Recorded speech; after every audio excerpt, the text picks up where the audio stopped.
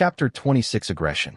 Disgusted by the conclusion of the evening, Jake decided to leave without telling anyone. He was so close to kissing Camille, and because of his drunkenness he had ruined everything, giving the chance to someone else. Nevertheless, he wasn't naive for all that. Camille was almost as drunk as he was, but she was not such an easy girl as far as he knew. Despite his obesity and a more than exotic body odor, had always been the most confident and sociable of their group. Unlike him, Thru had known Camille for years. Yet, since all this time, nothing had happened between them. If Jake was angry with himself, he refused to believe that Thru hadn't premeditated his move from the beginning. Every time he thought about the fact that Thru had patiently followed his path, which had probably kindly advised him to wait for Jake to sabotage himself, he couldn't help but grit his teeth in fury. If he hadn't left like a tornado without saying goodbye to anyone, he might have pulverized that spice-smelling pile of fat. Naturally, he was mostly ashamed of himself, through being just a scapegoat to protect his ego. So Jake found himself wandering the sidewalks of New Paris at 5 o'clock in the morning, walking slowly and staggering from time to time. He had already sobered up quite a bit, but a hangover due to dehydration was starting to set in. At such an early hour of the morning, there was not a single person out on the roads, and the lack of moonlight that night made the streets he roamed look ominous and frightening. Nevertheless, with his bad temper, he didn't give a damn about all this. If he had been more attentive or a little soberer, he would have realized that the way back was about 25 meters shorter, or that the number of buildings jumped abruptly from 14 to 18 on the even side and 13 to 17 on the odd side of the street. He also failed to notice the hooded individual following him a few minutes away from his home, licking his lips thinking he had found an ideal prey. Once Jake started rummaging through his pockets looking for the keys to his apartment, he heard the sound of thumping footsteps approaching at full speed. As his blood alcohol level had already dropped during his solitary walk, he somehow managed to react in time. He stepped aside as he turned around, surprised for a moment by his own dexterity.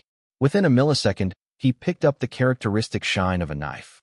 A visceral fear gripped him head-on, the adrenaline rush that followed increasing his level of vigilance and making his heart beat hard enough to raise his body temperature by 1 degree. By sheer reflex, he managed to grab the attacker's arm at the cost of being stabbed in the right hip. Out of survival instinct, he had managed to deflect the attacker's blow to a non-vital area. Unfortunately, he was poorly positioned and could do nothing to stop the momentum of the assassin's charge. As he fell to the ground, tackled by his assailant, he struck hard with his elbow on the forearm carrying the blade, causing the assailant to drop his weapon with a HMMF of choking pain. Once on the ground, Jake rolled backwards, then in pure rage crushed his attacker's nose with his foot. That was enough to make the attacker let go, giving him the respite he needed. "Fuck," Jake growled, painfully getting up with his hand pressed against his wound, the knife still stuck in his belly. It bled a lot. It hurt like hell, but he would survive. Only if nothing worse happened, though. Huffing and puffing like a smoker with terminal lung cancer and fully focused on the killer in front of him, he didn't notice that they had left the main street. Under other circumstances, he would have recognized the alley where 2 stray cats had been devoured before his very eyes 3 weeks earlier. After all, it was only a stone's throw from his house. The assailant in front of him had also stood up and cackled like a psychopath despite his deformed nose and the blood coming out of it. He was obstructing Jake's path, preventing him from leaving the alley and going home. Ha ha ha ha. Finally, a prey worthy of me. Oh my oracle, give me the strength to defeat this heretic. Salmodiated the lunatic as he spoke to his bracelet, as if it were a sacred goddess. What the fuck is this maniac? Snarled Jake, cursing his bad luck. 1. The world was coming to an end. 2. He had his one-night stand stolen by a guy he physically outperformed on every level, and now an attempt on his life? He was so enraged that he momentarily forgot that in front of him stood a serial killer, wanted in vain by the police force. He was part of a small class of criminals who saw the Oracle's missions as divine orders. The great strength of the Oracle bracelets was that in order to promote the best possible evolution of their hosts, the missions and opportunities offered by the coaching ability were always in accordance with the personal values and objectives, conscious or not, of its owner. A madman like this serial killer had also received an AI as crazy as he was, behaving like a divine emissary and encouraging him to commit ever more daring and challenging crimes. Regardless of why the oracles help their hosts fulfill their dreams or become better versions of themselves, morality had nothing to do with it. The AIs were not chosen to straighten out deviants or even cure them of their madness. Quite the contrary. The AIs of the oracle were selected to best serve the ambitions of their bearer. A rapist would get an AI sharing the same vices, while a pedophile could perfectly receive an AI with the voice of a child, backing him up in every atrocity he would commit. Between the fear of dying and the excitement of the upcoming battle, Jake could barely feel the pain in his hip. However, he had no idea how to escape from this predicament. If it wasn't for the irrational behavior of the madman in front of him, he could never have broken his nose so easily. Still wheezing, he tried to calm himself with deep breaths, looking for a breach in his opponent's guard. The murderer in front of him had pulled out a second knife identical to the one stuck in his hip, presumably overexcited at the idea of a fight to the death against his prey. The murderer approached him cautiously, one step at a time, whispering obscenities meant to reassure him, as a farmer would do before beheading a hen. Then came the fateful moment.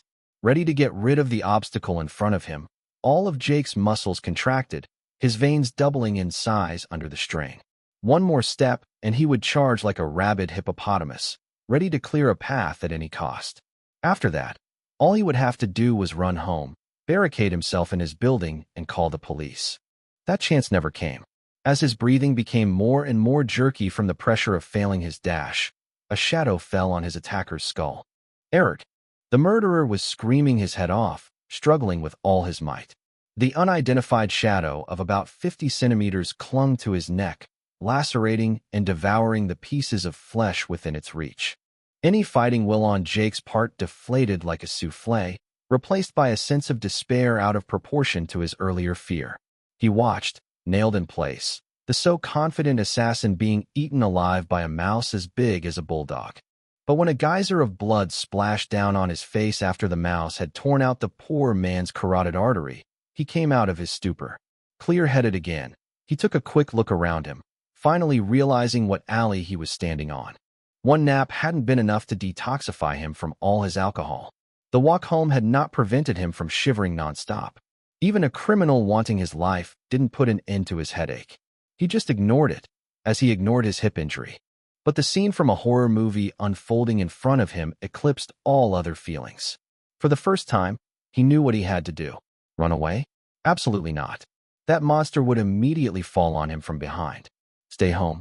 With a carnivorous mutant mouse that had tripled in size in a single month, just a few steps away from home, he would rather die now. Jake, kill that thing, ordered she, with a kind of urgency in her scream.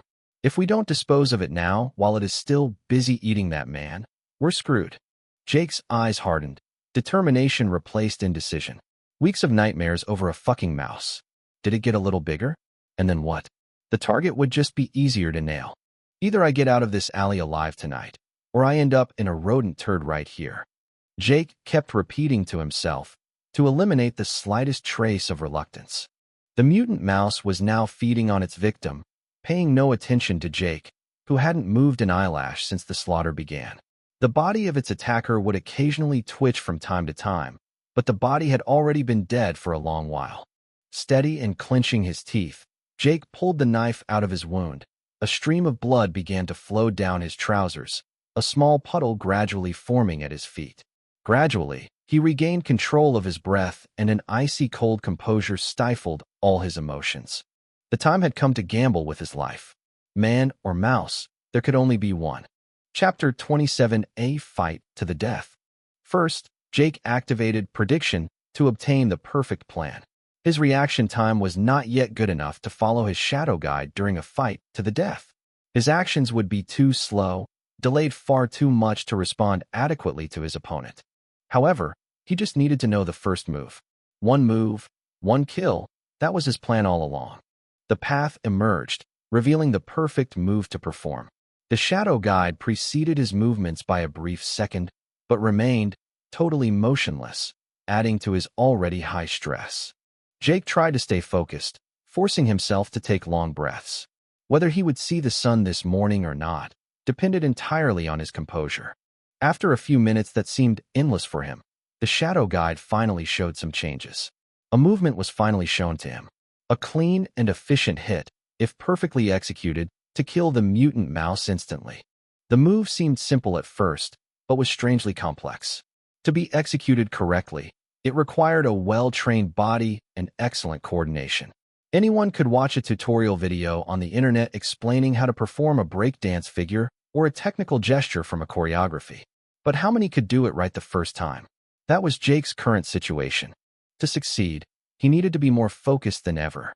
The 3 weeks of training to do all sorts of weird moves finally made sense. Besides the physical conditioning it provided, it prepared his body to respond to the commands of the shadow guide. The horrible, translucent creature continued to ignore him, too busy reveling in his prey. Jake could see chunks of his attacker's flesh being chewed into the creature's jaw and then slide down the esophagus as the beast swallowed. The digestion was awfully fast, with the ingested food dispersing into the monster's stomach and then the small intestine like an effervescent tablet into a glass of water. After that, the nutrients would enter the bloodstream, reaching every cell in the body in a few heartbeats. Jake couldn't believe his eyes. Worse, he could see the creature's body changing second by second. It wasn't obvious at first, but after a few minutes of feasting, it was slightly different. A little bigger, but nothing excessive. On the other hand, its claws had grown a full centimeter longer and seemed sharper than ever before. There was also a strange silvery glow pulsating in the monster's eyes. It was too much for Jake's nerves to handle. He gritted his teeth and took action. There was no room for error, and he was so focused that he felt like he was living the scene in slow motion. He let himself tip forward. Then when his body formed a 30 degrees angle with the ground, he pushed with all his strength on his legs to pounce on his target. At the same time, he slashed forward with his knife raised, aiming for the neck. If he succeeded, the beast would be decapitated with a single stroke. If he failed, he would be on his own. And to fail, he failed. When he was less than 50 centimeters from his initial target, the mouse looked at him on alert. Its mouth was still chewing and full of blood, but there was only fierce rage and malevolence on its face.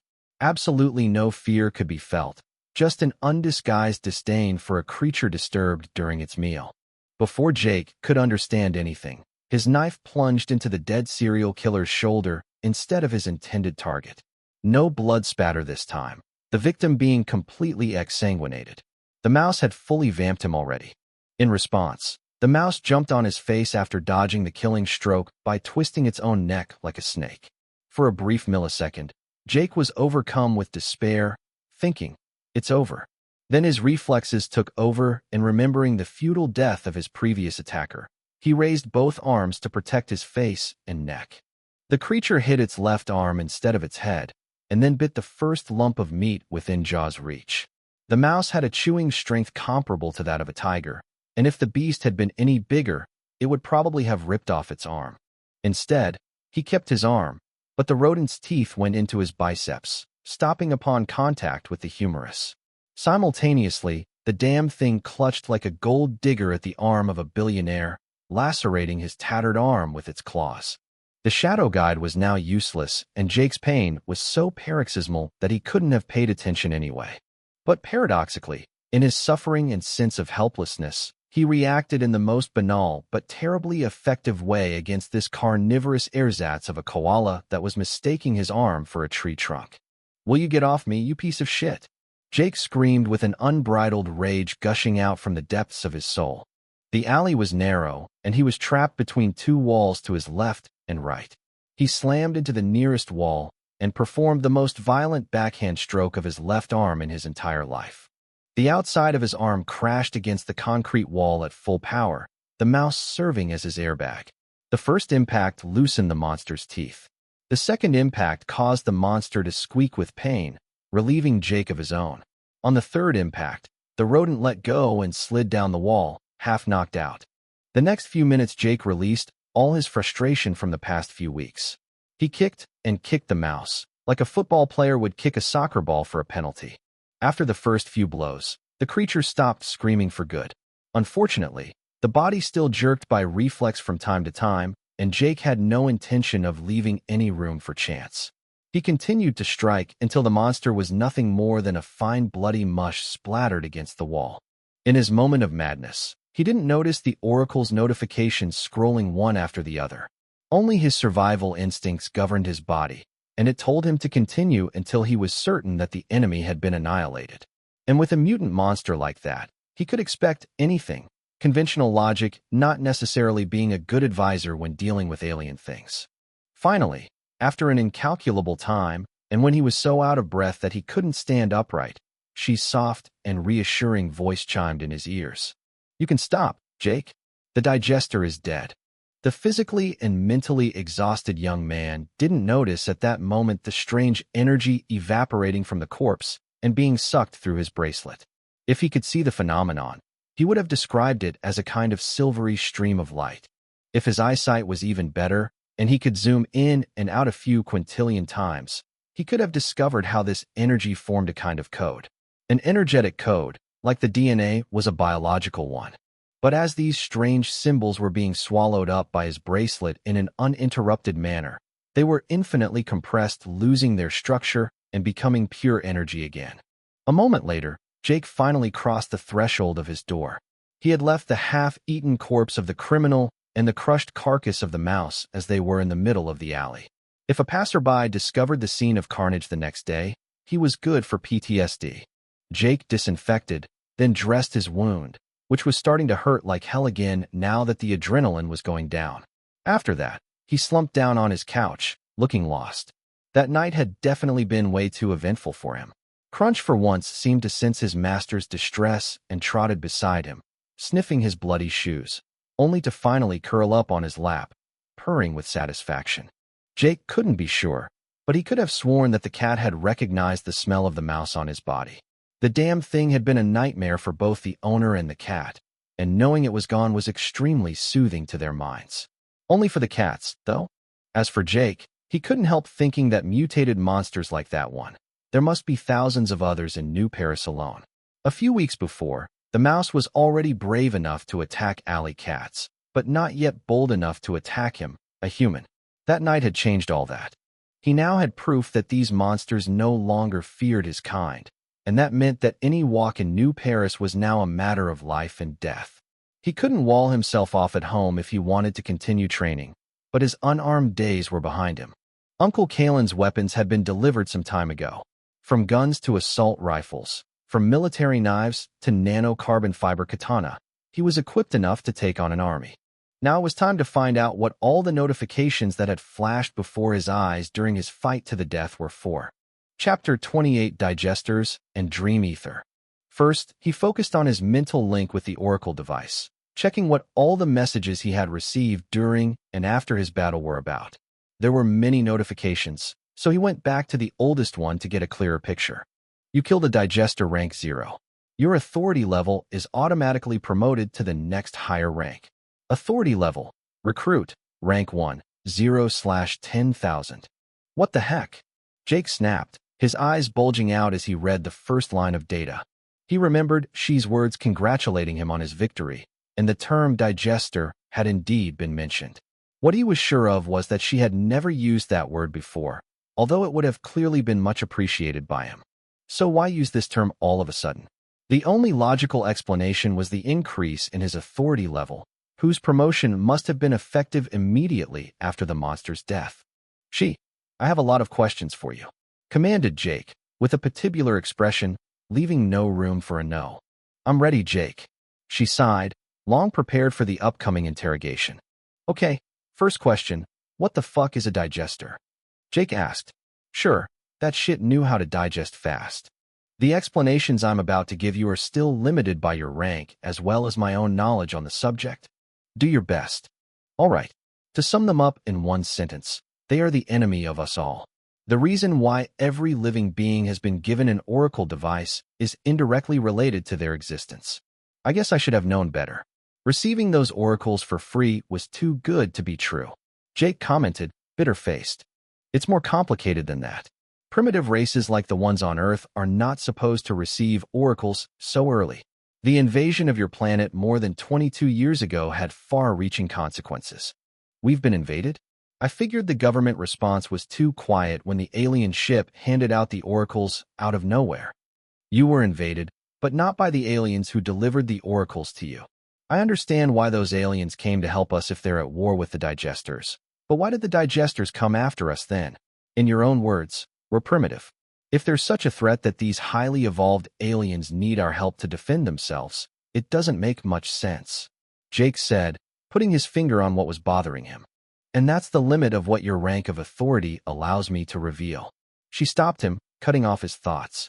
What I can say, however, is that the digesters found you. When sufficiently evolved life forms are concentrated in one place in too great numbers, you give off a kind of signal that is very appealing to them. Then why now and not sooner? Jake shrugged. If we're talking about evolved life forms, back in the age of dinosaurs the animals were much more massive and the flora much denser, with richer oxygen content. What I mean by advanced life forms are sentient species with sufficient intelligence. It generates something that attracts them, but once they find you, whether you're a human or the stupidest sea anemone, they devour everything the same. Okay, I get it. He didn't get it at all. Since when did thinking or being intelligent emit a signal strong enough to be detected from the depths of the universe? That would have been known by now, and they would have all become telepaths. I can't explain it yet, but you'll understand when the time comes. The AI tried in vain to appease him. Just keep in mind that the digesters have only one goal: to feed. They need more and more energy, and they use it to keep growing and evolving. Their evolution has no limits, as long as they have energy available. In fact, he had seen firsthand how this mouse had developed before his eyes after ingesting the flesh of the deceased psychopath. Even though these creatures can evolve by feeding on their victims, it's not enough to make them a threat to an alien race as advanced as the one that created the Oracle. Jake argued, pointing out another incongruity. Indeed, she admitted with a sad tone. The problem isn't the digesters per se. Across the universe, there are life forms so mysterious that even the most powerful digesters would be powerless against them. The real problem is the way the digesters appear and multiply. Digesters are born out of nothing, feeding on primordial energy. They take on the appearance of the flora and fauna of the surrounding planets. They start out as small animals or plants, and then when the available energy increases or they have fed enough, they move in different directions. Some like this mouse just evolve as a predator. More massive, faster, stronger. Others will become contaminators, turning their victims into new digesters. To do this, the least dangerous will develop a simple poison, such as venom, while the worst will emit bacteria or viruses. Shit, Jake swore when he heard the last sentence. So, interrupt me if I'm wrong. A digester out there could make me a zombie in its service just by releasing its remastered version of the coronavirus? Basically, yes. She confirmed his concerns. These digesters, however, are very rare, and this is an obstacle to their own evolution, since by turning their prey into digesters they lose access to their food source. Consider that they are not your problem at the moment. Those who contaminate by contact with their claws or fangs, on the other hand, you have to be prepared for that. The simplest way is to increase your constitution and vitality, or more specifically your immune system. With proper precautions and the right medication, it's the safest way to deal with a digester infection. It made sense, but we were going back to the previous case where Jake was wondering how to increase his intelligence beyond human limits. She had told him that he would have an element of answer by increasing his level of authority. Okay, but how do I do that? Jake took advantage of the AI's response to change the subject. Even if I decide to train my ass off for years, I doubt the strongest athlete can survive or endure a virus produced by an alien species capable of constant evolution. You're right. That wouldn't be enough. Earthlings are considered inferior species precisely because you don't know how to use the primordial energy we call dream ether, or ether for short. Dream ether? What is that? Radioactivity? An elementary particle or radiation perhaps. Jake couldn't see what more primordial energy could exist based on his knowledge of physics. None of the above. She denied. Remember when I explained that the digesters were born spontaneously out of nothingness? They tap into the dream ether. To get enough energy to spawn, on Earth it takes about 22 years. Oh, I see. I guess your alien friends came to help us. but they missed all the eggs the digesters left as a parting gift. That's exactly what happened. Digesters are not born from eggs. This is a very complex matter. If this were the case, the number of digesters being born would stabilize after a while. This is not the case. Then where did they come from? Jake wondered out loud. Authority level insufficient. Do note that any area where digesters spawn from the atmosphere without warning will continue to generate them forever. Holy crap. He cursed for real this time. Their planet was ruined for good. No wonder it was being absorbed into tiny pieces somewhere. Probably the cosmic version of recycling. Okay, so what is this dream ether we humans are supposedly too stupid to use? Jake started the conversation again, hoping to take his mind off it. Ether is the cleanest primordial energy you can get. It's abundant, even on Earth, even if it's nothing compared to other places. If there's so much of it, why hasn't anyone ever talked about it? Let me ask you a question, Jake. What should be the qualities of an ideal clean energy to use? I'd say easy to use, not wasteful. And how do you detect energy of any kind? She asked again, guiding his thinking. By an observable effect, heat, light, or movement. Jake had finally figured out what she was trying to explain. That's right. The perfect energy is undetectable. No waste, no manifestation of its existence.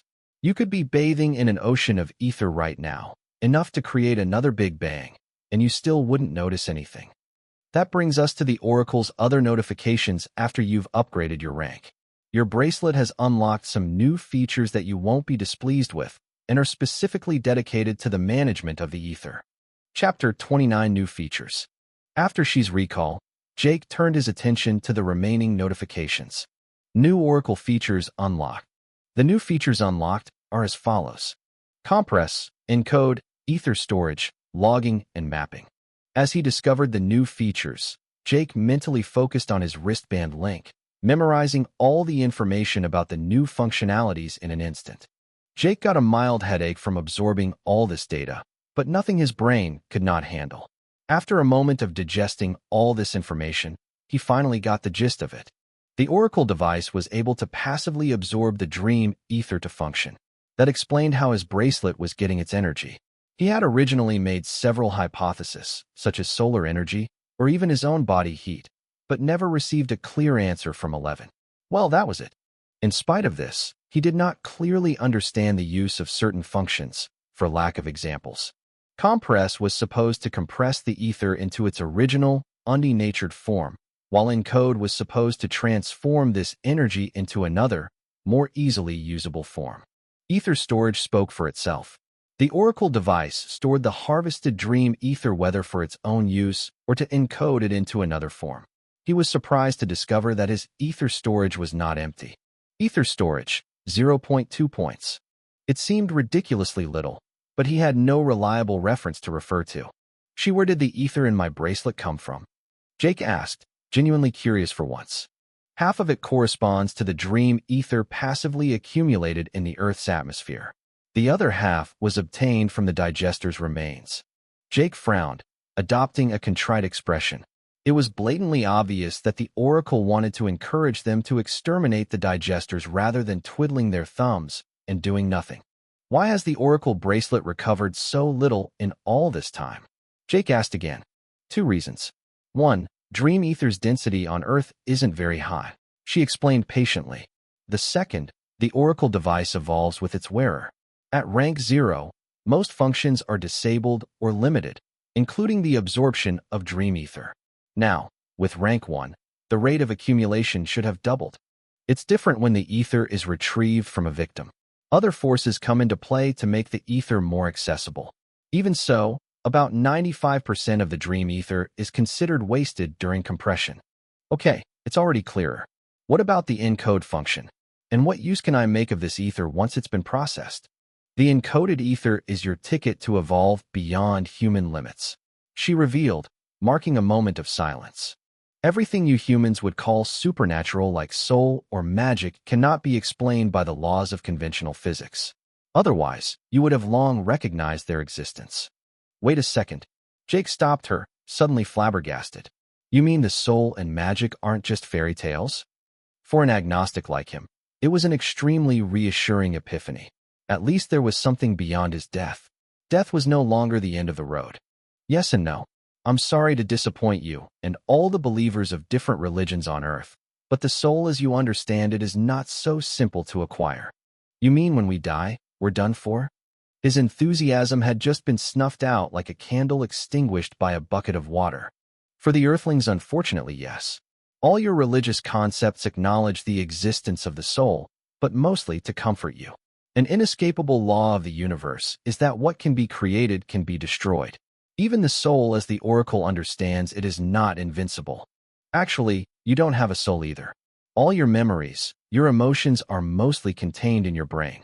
If I change the hormonal balance, the levels of neurotransmitters, or surgically remove/destroy parts of your brain, your personality will change irrevocably. Even cases of amnesia recovery are not valid proof of the soul, since these recoveries are biologically explainable. In this case, how do you get a soul? In dying, there is a residual trace of electrical or quantum activity in your brain. If nothing is done to conserve it, it will eventually disperse for lack of energy.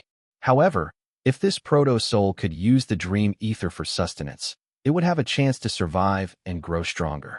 It is not impossible at the moment of death for a human to have a moment of enlightenment and understand how to save his soul, but these are too rare cases to mention. On the other hand, the oracle is not all-powerful. It is possible that the concept of an immortal soul as you conceive it exists, but even the oracle cannot verify these claims. Again, this is a matter of personal faith. But if I can give you some advice to take seriously, forming a stable soul should be one of your top priorities. Some abilities are just beyond the capabilities of a biological brain or an inorganic processor. And how am I supposed to do that? First things first. The first thing you need to know is that you can use your oracle device to apply pure ether directly to your own body. You only have to wish it with your mind, but I wouldn't recommend it. It would be the stupidest thing you could ever do. Why? What's wrong with using it like that? Jake was under the impression that this energy only had benefits. The problem is the same reason a newborn on Earth has as much dream ether as an old man or a rock. Just as a warm body passively transfers heat to colder bodies, natural ether flows to less concentrated environments. If you soak in ether, you'll lose it like a flame loses its heat in the middle of a blizzard. However, this is also the reason why some life forms are superior to humans. If you lived on a planet with a higher concentration of ether, you'd see all your faculties increase in a short time. Jake thought long and hard about Shi's words, but he couldn't find any inconsistencies. The only thing he could think of was that using ether directly was what some more evolved species could do naturally without the help of the oracle. The functions of his bracelet were really just crutches until he could do the same. Then how do I use the encode function? Jake asked this time. He was determined not to lag behind on this. Encode preforms the ether in a usable way. Dream ether is an energy that makes everything possible, but to make use of it, the energy must be encoded. To make an analogy, your body is the way it is because each of your cells is governed by a common DNA. You don't need to know why your blood is red, why your eyes are blue, or how your cells divide. It's just the way it is. DNA is a genetic code, which regulates your biology. Every living being also has an etheric code. But in primitive life forms, this code is extremely simple. It is a simple energy signature. Each signature is different. Even two twins with identical genetic codes do not have the same etheric code. Every magical power, cultivation technique with miraculous effects, or unexplained psychic powers can be explained by this code. The problem is that understanding this code is impossible for an earthling. After all, this is about the primordial laws of the universe. You have a better chance of altering your own genetic code than venturing to manipulate your etheric signature. That's where encode comes in. It can transform the ether into energy that can be used specifically to enhance your attributes. Even though the ether has no color, the oracle has assigned colors to these different energies so that you can easily differentiate between them. It is the same for all alien races using the oracle. Red for strength, orange for agility, yellow for constitution, green for vitality, cyan for intelligence, and indigo for perception. There are other colors, but they don't apply to you yet. There is a reason why the colors of the light spectrum were chosen. The oracle device uses more ether to encode each color. 1 point of ether for 1 point of strength, then double that for 1 point of agility, and so on. It seemed to me that in reality the stats were correlated with each other. Jake remembered, grumbling aloud. Like, you need bones strong enough to be strong without getting hurt, or something like that? And they are, she confirmed. Hence the cost. Take the example of intelligence, which needs 16 times more energy than normal. In human beings, even at rest, the brain, which weighs less than 2% of body mass, consumes more than 20% of the energy produced. This is an evolutionary limit. A more powerful brain overheats and would become too expensive for the organism. In order to develop intelligence primarily with ether, it is encoded to strengthen certain aspects of the constitution, vitality, nervous system, etc. The last reason this color code is so important is because the encoded ether is the main currency in the mirror universe where you will soon go as Earth is reassembled there. Chapter 30 Mirror Universe. Mirror Universe? Currency. Jake's mind was completely transfixed on these two notions. Using the ether in the form of currency, he could understand it. The problem was, it only worked in the form of a wire transfer. On a galactic scale, the ether didn't seem to have a cash version. You're wrong, there is. She countered, reading his mind. Any crystal structure can contain a fixed amount of ether if properly processed. Usually processed diamond is used to contain pure or encoded ether. Diamond on a cosmic scale is not a rare commodity, since any advanced civilization can make it from carbon, which is extremely abundant. The crystals are then charged and uniformly cut to produce a standardized currency. These ether coins can be used for all kinds of transactions, used directly or fed to the Oracle device to recharge its batteries. What is the value of conventional resources, such as metals, food, or gems compared to ether? It depends. It's very contextual, answered she, seeming to think about the question for once. The mirror universe works differently than the dark universe your planet is in. But when it comes to economics, the same rules apply everywhere, namely supply and demand. However, the ether is the resource and currency with the highest purchasing power.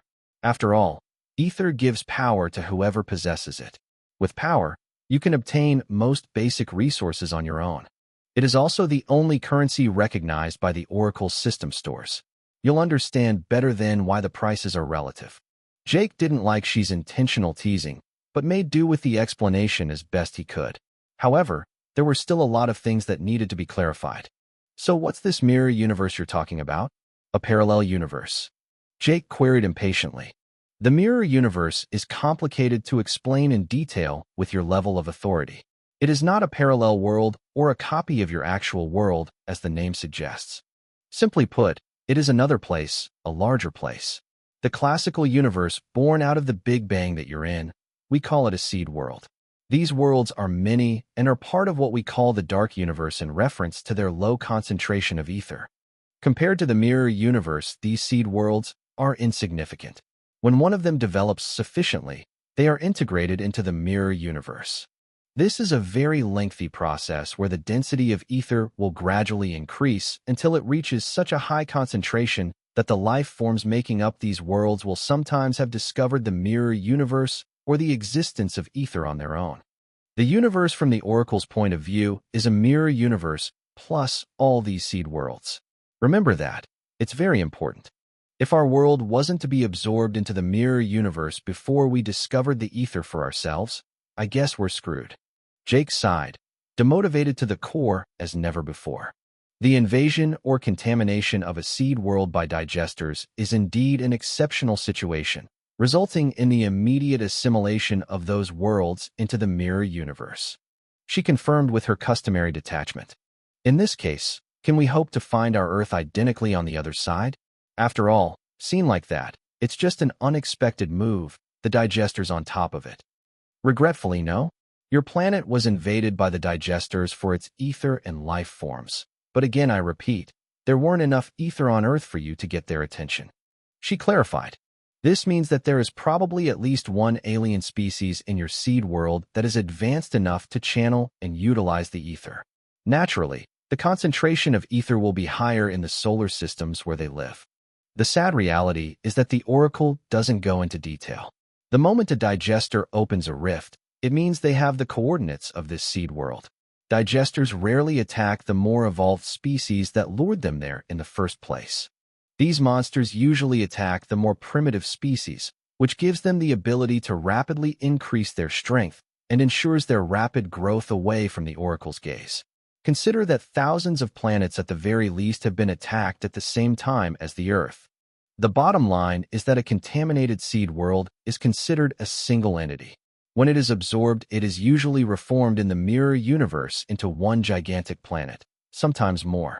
Gravity there remains normal, despite the enormous mass, by a process that even I don't know. There are probably very few races that know how these planets are put together. It's a technology that only a few chosen ones have access to. Jake didn't believe it himself when he asked that question. Sucking the Earth into small pieces and in an anarchic way, in the middle of other unknown places arbitrarily cut up, didn't make much sense if it was to find their blue planet in perfect condition again.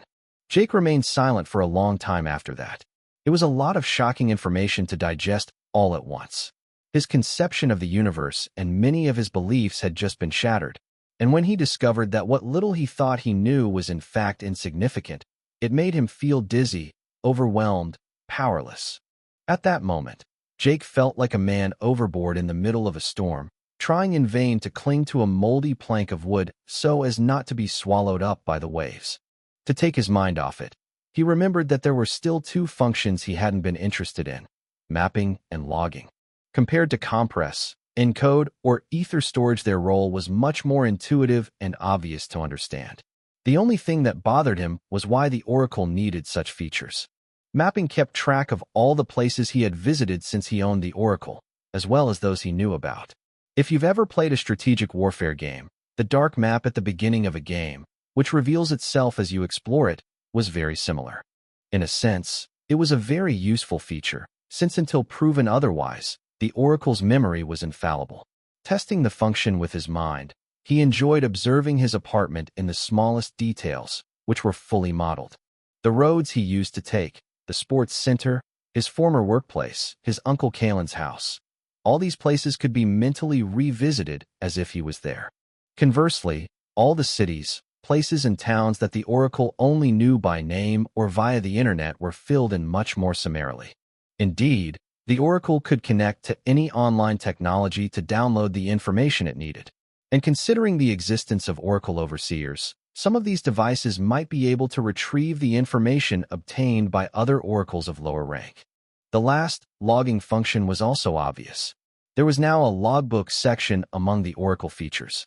Everything he experienced second by second was logged there in multiple ways. On the one hand, he could see the movie of his life from the present moment until the Oracle device had merged with his right arm to form a bracelet that could not be removed. On the other hand, the Oracle did a remarkable job of record-keeping on its own, like a master of archives. Jake could see many subsections ranging from the history of his current missions, completed or failed, to what he had eaten lately. It all formed a kind of library of his experiences.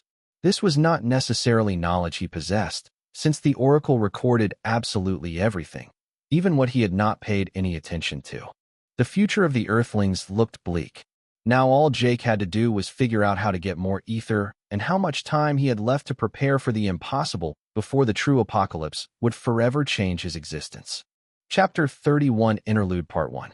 Somewhere in the mirror universe a few months later. The sky was blue, the sun's yellow, the moon's purple. Except for a few details, it felt like we were on Earth. Well, almost. A strange mass was floating in the sky several hundred kilometers above the ground. Surprisingly, oxygen remained plentiful, despite the lack of vegetation, and the temperature was quite mild, notwithstanding the extremely high altitude. On this gigantic floating island, several thousand kilometers in diameter, a flourishing city stood in its center. The city conveyed a feeling of absolute order, which only a city technologically thought out from A to Z could provide. On the other hand, there was also a sense of unspeakable anarchy. Its periphery was almost completely occupied by camps, buildings, military bases, and factories of all kinds. What all these structures had in common was that no two were alike. The second thing they had in common was that their inhabitants did not look alike either. Villages made up of wooden huts or tents made of animal skins could be found in abundance. Sometimes the people in these camps looked like humans. Sometimes, on the contrary, they looked like nothing a sane person could imagine. Within all these camps and fortunate bases, a heavily militarized pseudo-city struggled to find its place in the midst of all these alien civilizations. On the roof of one of the function buildings, one could recognize the American flag fluttering lightly in the morning breeze. On other similar buildings, the flags of all nations could be seen. Soldiers from different nations were anxiously patrolling around the electrified fence securing the HQ, the large dark circles under their eyes showing high stress levels and a preponderant lack of sleep. "It's D-Day," sighed an Italian soldier with broken English. "I hope my family is well. Don't tell me about it." To private soldiers like us, they never say anything, spat out another man, with the Turkish flag printed on his uniform. "I've heard that an oracle overseer is coming down on Thelma to deliver his verdict and tell us what's in store for us," added another with a more feminine build. From the beginning, the government dealt with locals and representatives of the oracle on Thelma, but it was mostly robots and AIs with no conscience or ambition. Yes, the first time the government will meet a heavyweight since the invasion of Earth 22 years ago. "I wonder how it's going to turn out," grumbled a fourth with darker skin, calmly greasing his gun. "Anyway, it means that the planet B842 we're on is nearing the end of its assimilation phase. Given the size of this planet, if you haven't taken your loved ones to safety before, don't expect to see them again in your lifetime. Sorry, Ricardo, but if your family's not on Thelma, you're out of luck. Fuck you, Icom. I don't need you to get depressed." That kind of talk could be found all over this fortified base. However, that was another thing they had in common with all these aliens. All these life forms were going through the same ordeal, that of seeing their home world, their native planet being randomly decomposed and reassembled to make up this planet B842 around which Thelma Island orbited. If someone foolhardy enough ventured to the edge of this floating island and peered out into the void, he would discover a strange planet resembling a mosaic and extending continuously at a glance. It was by far the largest planet that all these extraterrestrial races had ever colonized or contemplated. A planet so absurdly huge that gravity should have crushed any living thing that set foot on it. And yet, it was not. To return to the events on Thelma, in its center, futuristic skyscrapers thousands of feet high stood proudly, announcing their supremacy to the rest of the world. Between all these skyscrapers, a huge black cube, even more massive than these ones, was slowly levitating above the ground. In front of it, a cohort of costumed politicians and heavily armed soldiers were advancing cautiously towards the metal monster, sweating bullets for the upcoming gathering. Among them was the current president of the Earth government, a bald Russian man in his 60s. Other representatives of the main Earth forces escorted him, such as an old Chinese general or a commander of the U.S. Army. Influential businessmen, all of them billionaires, were also accompanying them. When they positioned themselves under the cube, the latter descended abruptly upon them, engulfing them under its mass of darkness. The representatives of the Earth government felt their blood freeze as the darkness covered them, but it did not last. A wink later, they were in the middle of a strange floating platform, with enough chairs to accommodate them all. Once they were all settled, the platform, looking like a flying saucer seen from below, rose quickly to join the thousands of other similar objects floating in a circle around a gigantic podium. Each of these platforms was occupied by different life forms, representatives of their own species. This podium was cylindrical, as high and wide as a 30-story building, and its top was spacious enough to house 2 basketball courts. On this podium, acting as a dais, humanoid aliens in war suits with a murderous look were condescendingly staring at the audience. Their true appearance could not be distinguished under their suits, helmets and armor covering them from head to toe. One thing was certain, however, these guards were not human. Nearly 4 meters high, their torso had 4 arms, one of them holding an energy shield covering 2/3 of their body, while another arm carefully held the pommel of a blade still in its sheath. The other 2 arms were crossed, displaying an undisguised contempt. The silvery metallic suit of unknown material seemed indestructible, all vulnerable points of the anatomy being covered by ornate armor plates. These lines of patterns were composed of thousands of incomprehensible runes, emitting a modest bluish glow. Their helmets vaguely resembled the helmets of the ancient Greek phalanxes, but the space leaving the face visible had been replaced by a kind of opaque black liquid. About 10 minutes after the arrival of the Earth government, one of these guards, the one with a golden pattern on his shoulder pad resembling a ring or bracelet from which a sort of arborescence sprang, made a movement towards the agitated crowd for the first time. "Silence," he bellowed in a voice so low that the cube rattled as if it had just been inserted a huge vibrator. "The Oracle Overseer is coming." Very few people in the audience understood what the threatening alien was saying, but each platform had at least one robot interpreter sent by the Oracle system to translate his words for them. There were automatic translators that could be worn to the ear or integrated directly into their Oracle device, but their cost was unaffordable for these poor people of different species shipped here as a vanguard before the rest of their planet. When the assigned interpreters finished translating the words of the Oracle Guardian, two reactions appeared in the audience. The first paled with terror, while the second trembled with impatience. Naturally, the reaction of the Earthlings was mixed. The old generals were worried, but determined to face the worst, while politicians and investors were optimistic, hoping to do well. The poor Earth president elected for the year, meanwhile, was shitting his pants. New politicians coming to Thelma for the first time were full of expectations, but those like him who had been talking to representatives of the Oracle for years knew there was nothing positive to expect from this meeting. He had experienced firsthand how one of those Oracle Knights squads had effortlessly massacred the digesters, against whom they could do nothing. He remembered how his predecessors had struggled to get a few bracelets, or to negotiate a reprieve for their planet. He remembered how great powers such as the United States, China, and Russia, which were on the brink of World War III, were forced to form a united government and appoint a leader or else be immediately considered too primitive to interact with representatives of the Oracle. To be classified in this category would have been a doom for their planet, since they would have been immediately transported to planet B842, which at the time was much smaller, losing all chances of preparing for the inevitable. On the surface, this would have been advantageous.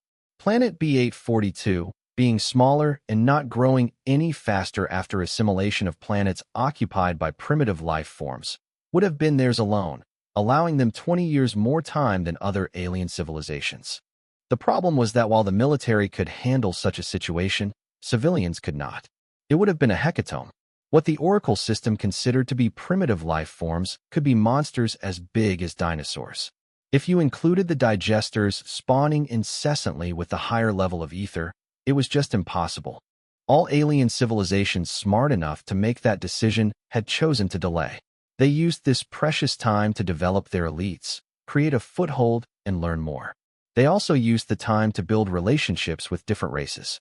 The elite soldiers they had sent to planet B842 over the past 22 years had evolved beyond human limits, condensing ether crystals to slowly but surely develop Earth's financial capital in the mirror universe. The problem was that these elites, after a certain point, did not want to contribute any more of their hard-earned ether. After all, the ether was the most valuable resource on B842. Maintaining loyalty and controlling these special troops had become a daily headache for these politicians, having never crossed the shadow of a digester. Using a cube on Thelma, regardless of its size or color, had a cost in ether. Heck, even joining Thelma cost an arm and a leg.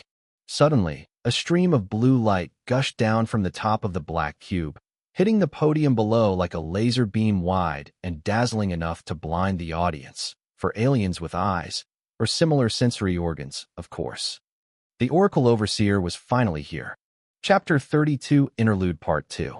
A few seconds after the pillar of light disappeared, the audience gradually regained its sight.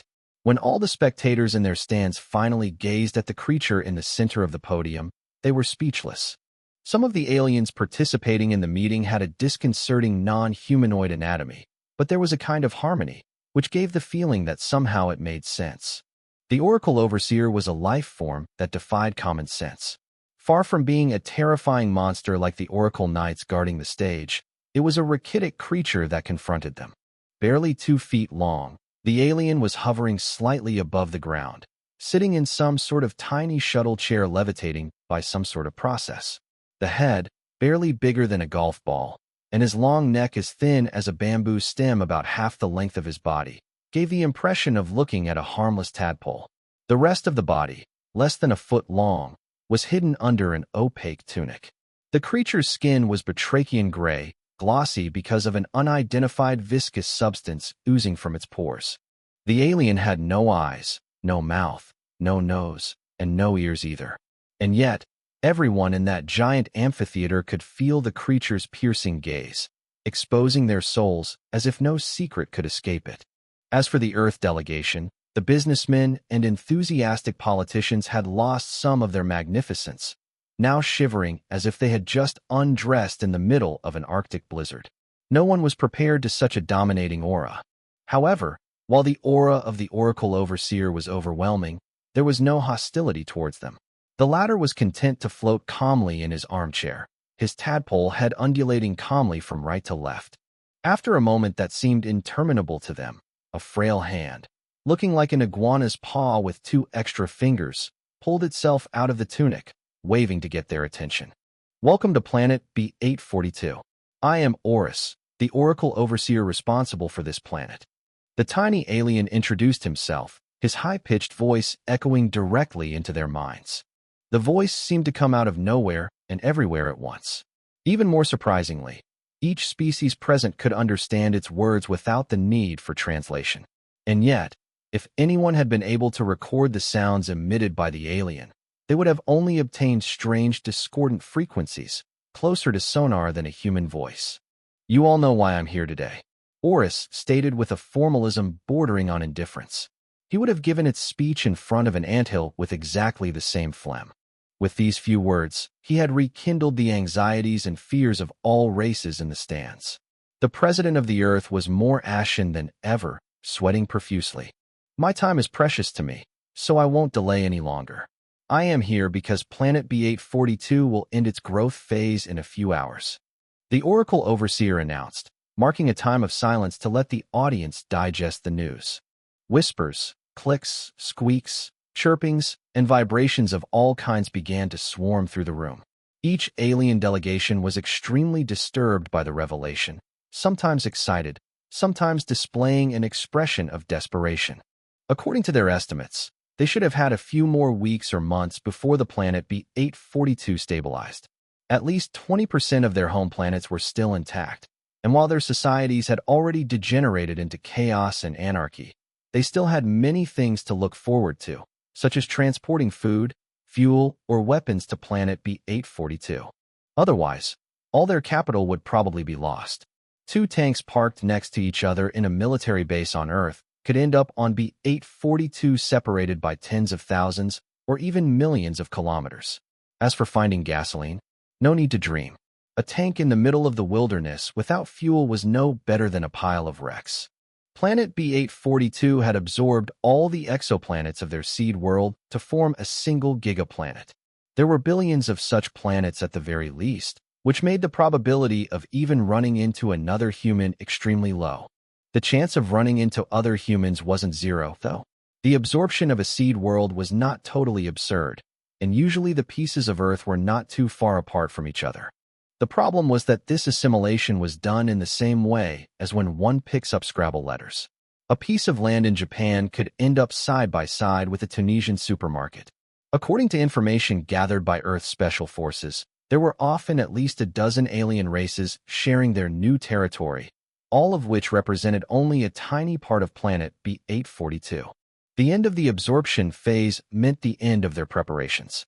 The few bases on B842 that the Earthlings had consolidated were barely enough to house a few million humans, most of them skilled soldiers, and sometimes their families. Many promises had been made to maintain the loyalty of these troops and non-combatant personnel, including guaranteeing the safety of their families and a place for them at one of the bases on B842. The announcement of the Oracle Overseer rendered their promises null and void. The reason this phase had to be abruptly accelerated is, of course, because Rank 2 and 3 digesters have begun to appear in your homeworlds, and the 10 or 20% of these unassimilated worlds are unable to restrain these monsters. explained Oris to the outraged crowd in front of him. Their ether concentration is too low, limiting the fighting strength of the lesser species you are. On the contrary, if a low ether concentration limits the number and power of the digesters at birth, they have no impediment to their evolution, as long as they have enough to devour. Your countrymen have become their livestock, and this must not be allowed to continue. At least on B842, the digesters will be stronger, but the ether concentration is also much higher and still rising, as you may have noticed. Indeed, even those old politicians with one foot in the grave, on Thelma for just a few weeks now, were showing strength and stamina worthy of athletes in their 20s. Naturally, they didn't want to go back to Earth, since it meant becoming old fogies again. As for the increasing ether concentration, it was indeed a phenomenon mentioned by their elite on the field. If they didn't know why or how, it was now a well-known fact that the more evolved and concentrated the life forms were, the more ether abounded. 20 years earlier, as on Earth, there were only a few rare digesters LVL0 spawning from the atmosphere. Today on planet B842, digesters were at least rank 1 and posed serious problems for their armies, since they could emerge directly in the middle of their base.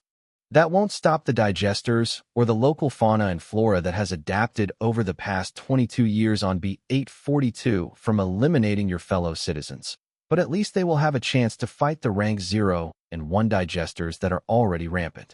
After all, the Oracle is with them. It's up to them to put it to good use. But that's not, alas, the only reason I'm here. Oris warned in a prophetic tone. Now that B842 is soon stabilized, the countdown to your diplomatic immunity will begin. Neither the Oracle Knights nor I will interfere with your actions on this new planet. You can kill each other, enslave each other, wage war, devour, or fornicate. It matters not to us. However, it also means that we will let the digesters do as they please, letting them proliferate unsupervised. In any case, your diplomatic immunity will end in 5 years. After that, the other planets in System ZZ-831, where B842 is located, will be free to visit you. A deadly silence fell over the audience. Some already intended to exterminate their neighbors, but they were not fooled. If they were invaded by the inhabitants of planets that had been part of the mirror universe much longer than they had, they would be heading for disaster. If you have consulted the catalog in one of the stores associated with the Oracle system, you certainly know that the Oracle does not condemn slavery. In the mirror universe, absolutely everything has a price tag. Right at the end of his sentence, a grotesque form the size of a grown man emerged from the void a few feet above the ground, a rift opening from nothingness, allowing the digester to be born. The shapeless mass fell on the podium, twisting for a few moments before taking the shape of a sort of translucent arachnid. Before the trash had even had time to make its first cry, an immeasurable pressure of several hundred tons fell on it, reducing it to pulp. Where her body had been splattered, the ground, made of an alien material, but certainly harder than steel, had sunk several meters. The Earth delegation swallowed their saliva with difficulty as they watched this demonstration of power. This poor digester had picked a very bad time and place to disturb an Oracle overseer right in the middle of his speech. God rest his soul. It was the first time they had ever empathized with a digester. If by some misfortune, I should intervene to get you out of trouble, as I just did by eradicating this unwelcome digester, know that you become the property of the Oracle system. Every plant, human and animal will be cataloged in our database and available for purchase by anyone who can pay the price in ether. The Oracle Overseer cautioned them in a sinister tone. The Oracle has no need for creatures unable to evolve despite wearing an Oracle device. Of course, there are ways around these rules, and I leave it to you to discover them. I bid you farewell, and please pray that this encounter will be the only one. I hate to go down to these godforsaken places. After that, another pillar of blue light struck the stage, blinding them again. When their eyesight returned, the Oracle Overseer was gone. Chapter 33. Welcome to Planet B842. Beep beep.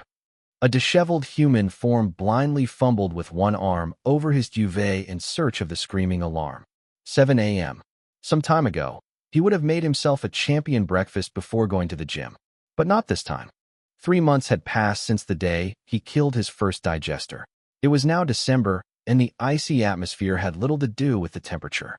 When he had asked she 3 months earlier how to get ether and overcome his physical and mental limitations, the answer had been quite simple: killing digesters. Problem was, it was easier said than done. His victory over that infernal mouse was more a matter of luck than martial skills. If the rodent had been one tiny bit smarter and more responsive, his corpse would be rotting in that alley instead of that creature. Far from overcoming his fear of the monster, the nightmares full of digesters and rodents of all kinds had started all over again. He quickly realized that killing this mouse hadn't changed anything. He was still the same insecure Jake, inclined to procrastinate. There was one difference, though: the urgency to survive. By the next day, he had resumed training and survival lessons, continuing to follow his shadow guide.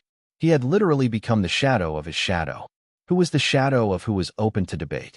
While he was deadlifting weights in the middle of his training routine, he had asked she a question that had been bugging him since the day before. She, why do I always need to train if the ether can do the same job? Because you don't have any ether. She had taunted him laconically. Oh, good point. Jake had grunted, feeling ridiculous. There's another reason. I told you the ether was pure energy, but that's a simplified explanation. Think of it more as a catalyst or an amplifier. 1 point of ether in strength won't literally increase your strength by 1 point. I'm not sure I understand. Assuming that the ether ratio on Earth is 10 and your strength is worth 10 points, adding 1 ether point will actually increase your strength to 11. But if your strength is 20, 1 ether point will increase your strength to 22. Your body soaks up ether and makes good use of it, but your body, or matter in general, is still the main vector. The encoded ether at your disposal has no special quality except to bind the ether to the parts of your body that need it. An infinite amount of ether can give infinite energy to a single particle, but that particle needs to exist first. At least, that's all you need to remember for now. She had also advised him to set his stats in ether points rather than physically comparing himself to others of his kind. At first this might be confusing, but he would soon realize why this was preferable. Switching between physical and ether statuses would allow him to keep tabs between his ether levels and the actual level of his body. For example, the human body could hardly exceed 30 points of strength. It was a biological limit. Same for intelligence. The highest IQ recorded was 234 points, or 23.4 points. The good news was that ether and body biology were interacting with some synergy. To gain muscle, for example, the body needed to train hard, sustaining muscle damage. With a proper diet and enough rest, the muscle would be repaired, becoming stronger than it was originally. More ether and vitality, for example, would result in an increased metabolism. As a result, digestion, recovery, and muscle synthesis would be faster. It would then be possible to train more often, shortening rest periods. The same was true for the constitution or strength. A better constitution or muscular strength would make it possible to lift heavier and longer, allowing better stimulation. So that's what Jake did. He practiced night and day, forgetting his distress and fears and dedicating himself to his self-development. For the first few weeks, his daily routine remained much the same as the previous month. Then the strange phenomena described by Paul began to visibly affect New Paris. Houses began to disappear, roads became shorter and shorter, and chaos set in. People stopped working, staying shut up at home with their loved ones. At the same time, criminals and delinquents began to proliferate without a sufficient police force to keep them in check. Jake continued to go to the gym and shop for a while, always carrying a gun and a military knife with him. Maybe because he had a different aura after killing a digester, or because his physique had become quite fit, no one messed with him. Then the day came when new land came in the way between his home and his gym. In panic, he spent more than 8 hours wandering around with the help of his oracle before finally returning home. After that, he rushed to the nearest supermarket and robbed it by filling a huge shopping cart before hurrying home. Since then, like everyone else, he had been stuck at home. Jake continued to imitate his shadow guide, practicing and learning at home. The shadow guide showed him how to use every firearm in his possession, how to handle a knife. He practiced all sorts of techniques and movements aimed at vital points. After 2 months, he hardly dared to look out the window anymore. The city of New Paris had become unrecognizable, and apart from a few buildings, he didn't recognize much of anything. Then one morning he realized that a building near his home was 2 stories lower. Another was missing a section. He then realized that even at home, part of his apartment could disappear at any time. Becoming half paranoid, he began to sleep in the living room in the middle of all his food rations, weapons, and ammunition. Even Crunch seemed to have understood his master's concerns and began to sleep only on the sofa bed in the living room. Thus, Jake and his cat spent the 3rd month together. When Jake woke up this morning, he didn't look like the nerd he was 4 months ago. He was still the same shut-in, but not for the same reasons. His hair needed a good chisel, and his 2-week-old beard was also a sign of his slackness. By contrast, no skinny fat body or acne linked to overindulgence and sedentariness could be seen this time. He was ripped as fuck. More than once in the last month the digesters had climbed the wall of his building, and after killing the 8th one, something had died inside him. As the digesters got bigger and bigger, more deformed and vicious, there was nothing left in him but apathy. When he got out of bed, he knew right away that something was wrong. He got dressed urgently, putting on the clothes he had planned for the situation. He put on khaki military trousers, a black t-shirt, a bulletproof vest, and a thermal jacket. He grabbed his huge backpack, which contained everything he needed to survive comfortably in the wilderness. From a tent to spare clothing, his bag weighed well over 30 kilos. He could not carry all his weapons, but he had a few knives, a long machete, 2 9mm pistols, and an assault rifle. Loaded as he was, Jake realized it was ridiculous. He could never take all of this with him, but at least it made him feel safer. Crunch was standing next to him, watching him with his ears down, visibly scared. Jake didn't have a plan for his cat. Even though he had become attached to it after all this time, he couldn't see how to guarantee its survival. After all, it was just a cat. He could only hope that the Oracle had a solution to guide pets in such situations. Suddenly, the flash of light that could never be forgotten from 4 months ago struck again. He felt something stirring inside him, as if an entity against which he could do nothing was redefining the very definition of his existence. Then the uneasy feeling disappeared as it had come, giving way to quietude. The black cat also turned his head in all directions, searching in vain for the origin of this quirk. At last, when he regained his sight, Jake took his courage in both hands, and with heavy breathing approached the window. The sight he saw there took his breath away. His apartment was in the middle of nowhere, surrounded by unknown landscapes. Even the other apartments in his building had been sent somewhere else. He didn't live on the ground floor, and yet his apartment was now at ground level. He had left the Earth. He was now alone, on his own. "Welcome to planet B842, murmured she, in a soft and compassionate voice. Chapter 34. Let's go for a hike. Planet B842, is that where I am? Jake asked with a calmness that surprised even him. Indeed. You're on your own now. Hopefully, there are other humans around, but don't count on it. She cooled his hopes. Jake took a deep breath, packed his things with resolution, then hesitantly opened the front door of his home. It opened directly onto a sand dune. The hallway, the stairs, the doors leading to his neighbor's apartments, everything was gone. The city around him was gone, and if he vaguely recognized a familiar skyscraper in the distance, the similarity stopped there. Half a kilometer radius around the building he was standing on, water, only water. His apartment literally stood on a mound of sand. And beyond that, sand dunes interspersed with fir forests. Somewhere in between, a snow-covered hill. And at the top of it, a vertical ray of blue light linking heaven and earth. Fortunately, the sky remained uniformly blue. He couldn't bear to see a blizzard under such a hot sky. Stretching his muscles tense from all that stress, he congratulated himself for being so well prepared. The main drawback, however, was that he would have to swim out of the island. The water in the micro lake around him was muddy and smelled of rotting algae. Not really the ideal pool where he was planning to do laps. Luckily, his apartment survived in one piece. Simple, yet modern furniture. With his paranoid instincts, he had been prepared for all sorts of situations, including this one. Poking around in one of his closets, he found an inflatable boat he didn't hope to use one day. So a nonchalant Jake inflated his boat by rhythmically pushing the air pump with his foot. After a few minutes, a beautiful yellow plastic boat was ready to go out to sea. Or rather, in the mud. He had even planned the paddles. Genius. You're lucky that you're smart, Jake.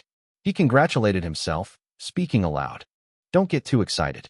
After almost 4 months of taking a path teaching you how to survive, it would have been disappointing otherwise. She rebutted, bringing him down a peg. Before throwing himself into the unknown, Jake checked his status. Species: Homo sapiens, primitive humanoid species. Age: 25. Height: 180 centimeters. Weight: 80 kilograms. Health: healthy. Strength: 16.3 points / normal male, 10 points. Agility: 14.2 points, normal male, 10 points. Constitution: 16.2 points, normal male, 9 points. Vitality: 16.6 points, normal male, 10 points. Intelligence: 15.1 points, normal male, 10 points. Perception: 10.6 points, normal male, 10 points. Knowledge and skill masteries. Informatics: 76 points, normal human, 8 points. Intermediate. Cyber engineering: 51 points, normal human, 1 points. Intermediate. Communication: 9 points, normal human, 10 points. Novice. Still a social, but at least you can express yourself properly. Fighting: 32 points, normal people, 5 points. Novice. You know the theory, and fought against a few digesters. Unfortunately, these digesters were too weak and always attacked by surprise. Don't think you're good. You're not. Cooking: 34 points, normal human, 4 points. Novice. Still not a chef, but you can be trusted in the kitchen. Survival: 46 points, normal human, 5 points. Novice. The theory is in your head. All you need is practice. Firearms: 14 points, normal human, 1 points. Novice. At least you won't get hurt. You know the theory, but you have never shot anything, even if you've rehearsed. Edged weapons: 22, normal human, 4 points. Novice. You've been practicing, and you cut up some digesters last month. But it was your brute force that did all the work. His body, tempered by months of intensive training, had nothing in common with his former physique, and his stats reflected this. He was not yet at the level of an Olympic athlete, but he was now undoubtedly in the top 1%. His strength was all-rounded, but more on the explosive side. He had gained in flexibility, balance, and coordination, but his reaction time hadn't improved much, except for a few reflexes. His intelligence had been plateauing for a while. He was probably not far from his biological limit. Perception was hard to improve, but he still had modest results. With the effect of his diet, his eyesight and hearing were slightly better. How much ether do we have? After 3 months of accumulation and 8 digesters LVL0, about 4 points. The last 3 were close to rank 1, replied she, with a formal tone. Jake shivered as he remembered his fight with the last digester. A disgusting, half-plucked raven had hammered his window with his beak until it cracked. Cawing as if he owed him money, the monster had head-butt the crack until its head passed through it. The bird was big and heavy enough to make an eagle jealous. Partially flabbergasted, Jake had fetched his fancy katana in panic, then stroked down with all his might, decapitating the crow in one blow. He had put so much strength into the stroke that the carbon katana had been chipped. Since then, he had been content with his machete and knife. It wasn't as beautiful, but it did the job for a savage like him. Plus, it was easy to maintain. He pondered long and hard, weighing the pros and cons before making a decision. He absolutely could not take the risk of venturing into this new world without using all his cards. He would feel terrible if he got munched by a digester or something else because he hadn't used up all his ether points. Well, not really, since he would probably be dead. The main risk at his level was to react too slowly. A fly didn't have any strength or mastery of martial arts, but time went 4 times slower for them. That way, it could easily avoid the fly swatter. Even after all that time working out, his sub-attribute, reaction time, composing intelligence and agility, was still at 10 points like any healthy human. Even the greatest martial arts masters had a normal reaction time. What changed was their reflexes. She encodes 2 points of ether agility. Jake ordered confidently. "Your wish is my command." She responded, Jake imagining her at that moment taking a cute stand at attention. He immediately felt the difference, as if his whole body had just been rewired, the cables suddenly replaced by fiber optics. He felt suppler, more flexible. The ripples of the mud around him had slowed down, as had his breathing. When he tried to move at his usual pace, he felt additional resistance, as if his muscles had to work harder. They did, because he was actually moving faster. It took him a good half an hour to adjust to these changes. He would probably feel that the people talking to him were slower, but the good news was that at least for the moment he was alone. Testing the buoyancy of his work, he uttered an approving grunt. That would do the trick. Piling up his food, his travel bag, and his weapons, he rowed across the small body of water without haste. His every move was precise and controlled, and even without forcing, he swallowed the distance in the blink of an eye. Every now and then the oar would get stuck in the mud or hit something, but he managed to ignore it. At his destination, he landed cautiously so as not to overturn his boat at the last second. The white sand and the few palm trees around him reminded him of the beaches of the Caribbean. The change of scenery caught him off guard, but he did not linger any longer on this incongruity. Everything that had happened to him since waking up was incongruous anyway. Dropping off his supplies from the boat, he formed a mound under the shade at the foot of one of the palm trees, and then recapitulated what he remembered of the landscape he had memorized of the islet. Here the only compass that worked was the oracle. Searching north from the sun, the magnetic field, or the stars would be a waste of time. Not only because there were 3 suns, but also because it didn't matter. The surroundings, and probably the climate, also changed from one area to another. Ideally, all he had to do was to meet the other humans who had been sucked in at the same time as him. Or better yet, those who had arrived before him. Deep down, despite his individualism, he hoped that his family and friends were well. Luckily, there was a direction that was not random, that of the snow-covered hill and its ray of blue light. From his point of view, it was a signal left for him, and he hoped that other humans in the area would think like him. Moreover, the oracle confirmed his choice. He estimated the distance to be about 20 kilometers at the most. That was about 3 hours of brisk walking, 4 or 5 if he took his time. Ignoring the dangers he might face, Jake chose to preserve his endurance. In this case, his pack would already tire him considerably. Something I should be concerned about, she? Jake asked one last time before setting off. Pay attention to the cubes. She answered in a cryptic tone. Chapter 35. Nice to meet you. The cubes? Jake repeated stupidly, wondering what a cube could do in a place like this. The cubes, no matter what their color or size, are vital to anyone who wants to thrive here. She clarified. You'll understand when you encounter one. She added. At that moment, Crunch, who was sunbathing in the inflatable boat, suddenly straightened up, its hairs pulled up. Searching for its master, it came to rub Jake's legs while purring, apparently needing to be comforted. Jake, on the other hand, had no one to rub himself with to feel better, except perhaps the palm tree behind him. Bang bang. Sounds of gunfire echoed in the distance. With the echo, it was difficult to determine how far away the shot was fired, but it came from the direction of the snow-covered hill with the blue light stream. In another context, he would have fled in the opposite direction, but here it was rather good news. It meant that at least he wasn't the only human being around. He immediately set out to reach the area where the shots were fired. If the persons there turned out to be suspicious, there was nothing hindering him from continuing on his way alone afterwards. Loaded like a mule, he also had to be careful that Crunch didn't lose sight of him. Luckily for him, the cat followed him like a small hound. Once in a while, Its Highness would stop to urinate against a tree or sniff some feces belonging to who knows what mammal. Thus occupied, he shortened the distance quickly. Barely 2 kilometers later, he had to stop when a piercing scream ejected him from his state of concentration.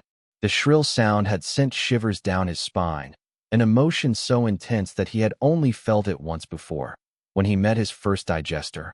Crouching stealthily in the ferns at the foot of a fir tree, he cautiously laid down his package and clutched the handle of his machete to the point of whitening his phalanges. The ferns in the direction of the noise began to rustle in front of him, then were jostled by an alien form, literally scaring him stiff.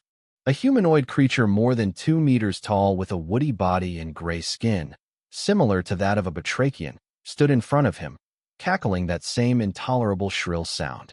Its upper limbs were thin and long, ending in fingers similar to blades of liquid silver, changing shape incessantly, sometimes taking the shape of the ferns, sometimes those of claws or hooves. The lower limbs, on the contrary, were muscular and covered with chitin, reminiscent of the legs of an insect. A long tail similar to that of a mouse twice its size, but with a metallic sheen and cutting the bushes behind it as it swayed. As for its head, a tiny skull, comprising a large bulging eye with a slit pupil and a jaw with sharp fangs that seemed to be able to extend infinitely like a python. At times, the eye would glow with a halo of white light. A creature of nightmares. Holy shit. What the hell is this thing? Jake mumbled between his clenched teeth, barely holding back from screaming. A digester rank 2, warned she. Very dangerous for you at your current level. I recommend opening fire immediately. Realizing the cold sweat running down his back, a white anger filled Jake. He was just beginning to overcome his nightmares when an even uglier digester showed up in front of him. All his preparation was dictated only by his instinct for survival and the idea of facing animals or humans similar to those on Earth. He knew nothing about these aliens, and so chose not to paralyze his thinking with unnecessary fear. But this monstrous creature, at least he knew he was no match for it. He knew in his gut that if it realized he was there, his carcass would soon end up in carpaccio. On the other hand, he had the intimate certainty that escape was impossible. His speed would be useless in the face of such a beast. The only solution was to fight. Overcoming his fear, he clutched his machete even tighter and left his fern hiding place. Upon noticing it, the creature uttered a jubilant howl, as if Christmas had come a month early. Frowning, Jake took the opportunity to also point his semi-automatic pistol at the creature's forehead. The man and the beast stared at each other in the whites of their eyes for a moment that seemed eternal to the young man, and then the calm was broken. The creature roared vindicatively and charged, his liquid fingers taking on the same shape as his machete. Not to be outdone, Jake took a deep breath and pulled the trigger on his gun. The skin on its forehead, which he thought was fragile, only cracked on contact with the 2 bullets that struck its skull. Nevertheless, the violence of the shock caused the creature to waltz backwards, stopping its momentum. For a moment, Jake was surprised by his own precision. The 2 points of ether in agility had improved his reaction time, as well as his coordination, dexterity, and body control. The unexpected consequence was that he suddenly had a deft touch. His first shots had reached the target without a hitch. Renouncing the shot, he took advantage of this respite to rush the monster. A long sharp tail whistled to his left, which he avoided by bending forward without stopping. Then he deflected one of the blades that served as the creature's hand with his machete. Feeling his knuckles crack, he realized that a weaker man would have fractured his wrist trying this maneuver. The creature had incredible strength. He continued his approach and, when he was close enough, leapt with his pistol in hand into the monster's face. He then released the entire magazine after sticking the tip of his gun where the first 2 bullets had cracked the creature's chitinous skin. In an agonizing death rattle, the creature's blades took on the shape of sharp fingers, then squeezed him with all their might, crushing his ribs and slashing him from all sides. Without his Kevlar vest, he would have been long dead by now. Just as stubbornly, Jake flexed his muscles like a madman to resist the pressure and began to strangle the beast, not knowing whether or not the life form needed to breathe. At last, after 2 long infernal minutes, the monster uttered a last death rattle, and the halo of white light in its eyes faded away. The pressure of its sharp fingers eased as they liquefied, and Jake was finally able to catch his breath. His ribs had held, but numerous cuts covered his body, and his torn clothes were now stained with his blood and the silvery blood of his victim. It would take him several days to recover, but at least his movements would not be impeded. A fracture would probably have condemned him to such a place. As for his Kevlar vest, it was good for the trash, but he didn't throw it away. After all, it had saved his life, and however damaged it was, it still provided substantial protection. Slipping on the floor to catch his breath, a luminous glow caught the attention of his eye. A tiny, static flash of pure white had sprouted from the creature's forehead just where he had pierced its skull with his gun. Realizing that he was seeing a manifestation of ether for the first time, he grazed it with his fingertips as he caught his breath. "Don't do that," she yelled. Too late. Since he never saw ether before, he had never realized compress and encode were not automatic. Immediately, a changed state of consciousness overtook him, and he knew right away that he couldn't turn back. Ceasing to lose himself in useless reflections, he knew instinctively how to absorb this concentrate of ether. Focusing his attention on the foreign energy that was emitting a harmoniously high and low-pitched sound at the same time, the same shrill sound as the creature, but much weaker, resounded in his head. A sudden migraine invaded him, giving him the impression of an overflow passing through an insufficiently wide duct. His own ether and the digesters began to merge, and for a brief moment, he felt a feeling of intoxication he never thought possible. The intoxication of life, but also other darker emotions. The urge to devour all creatures, including humans. When memories that were not his own passed through his mind, he realized that these emotions were not his own. They were those of the creature of which he was assimilating the ether and obviously a fraction of its thoughts. This monster was rather stupid, but the bits of memories gave him the feeling that he could control his vital functions much more finely. Perhaps with more memories, he could have figured out how to change the shape of his limbs. Unconsciously, he understood what raw ether like this could do and what he would gain by growing it. Although it was not yet clear in his mind, he understood that it would make him stronger and increase his chances of survival. He also understood that those memories that were not his own would eventually change him deeply if he was not careful. Fortunately, he had only glimpsed a sliver of the creature's thoughts. The creature's mind was simple and primitive, easy to dominate and put into perspective. He didn't know what would happen if the monster had an intelligence superior to his own. When the assimilation of the ether was complete, Jake returned to his usual calm state. He felt pleasantly rested despite his blood loss, a gift from his duel to the death with the monster. A few minutes later, he painfully returned to his pack, grumbling from the pain. Then after poking around in it for a while, pulled out a disinfectant solution, bandages, and sterile compresses, and began to apply his first aid lessons to patch himself up. An infection far from civilization would significantly reduce his chances of survival. Unfortunately, although his ribs were not broken, they were painful, perhaps cracked. His chances against another monster like this one would be much darker. Damn it. I'm on that damn planet for less than an hour, and I'm already in bad shape.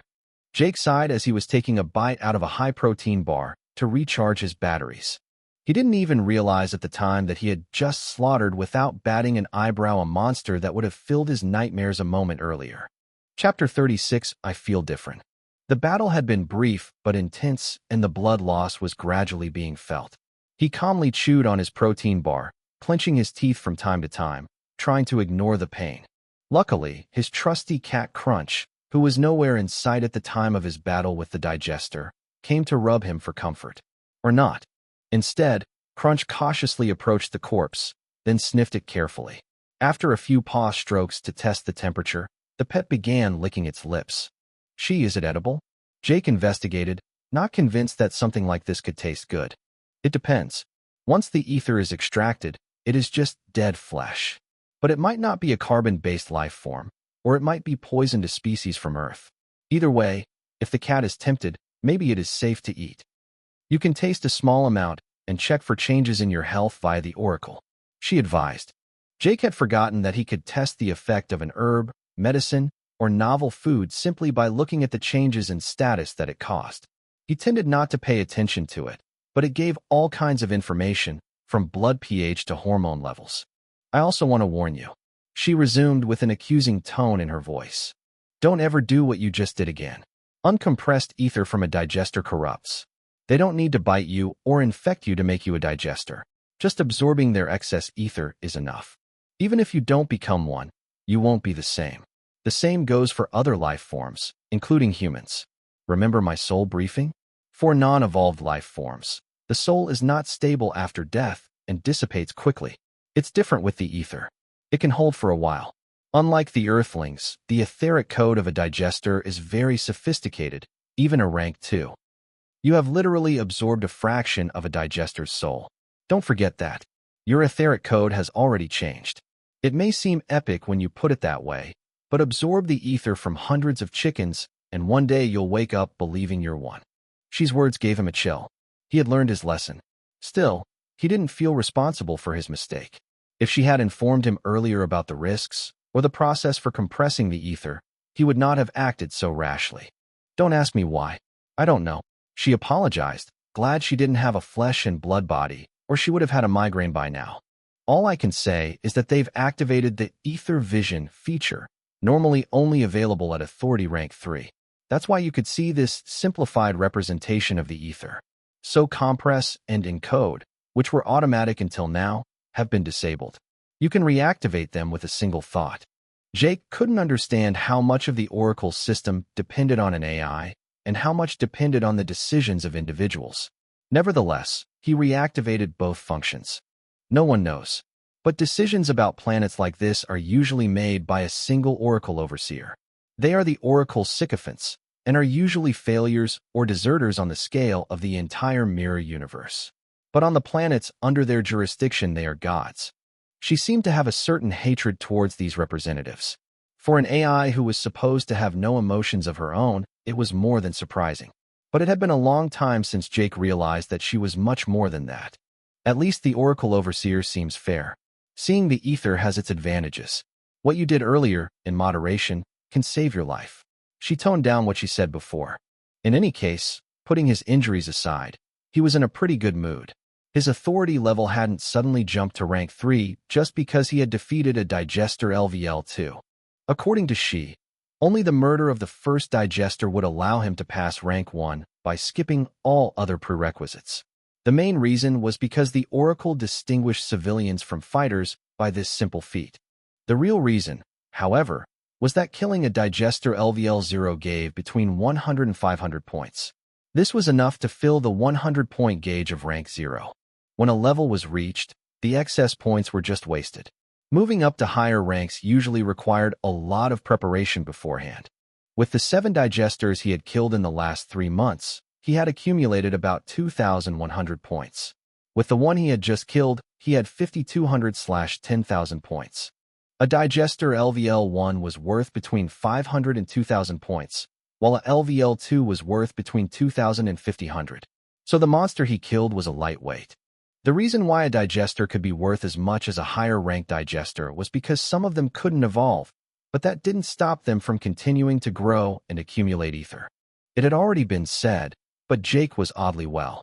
His wounds no longer hurt, and he, who an hour earlier was under stress, felt nothing but serenity and slight exhilaration. The sound seemed to resonate more strongly. He could discern more colors, and the air was enriched with new smells. His thoughts were clearer, and despite his potentially cracked ribs, he felt stronger than ever. "There's something wrong," Jake said, frowning with a slight doubt. "Take a look at your ether status," she hinted. When Jake did what she asked, he was stunned by his new status for a while.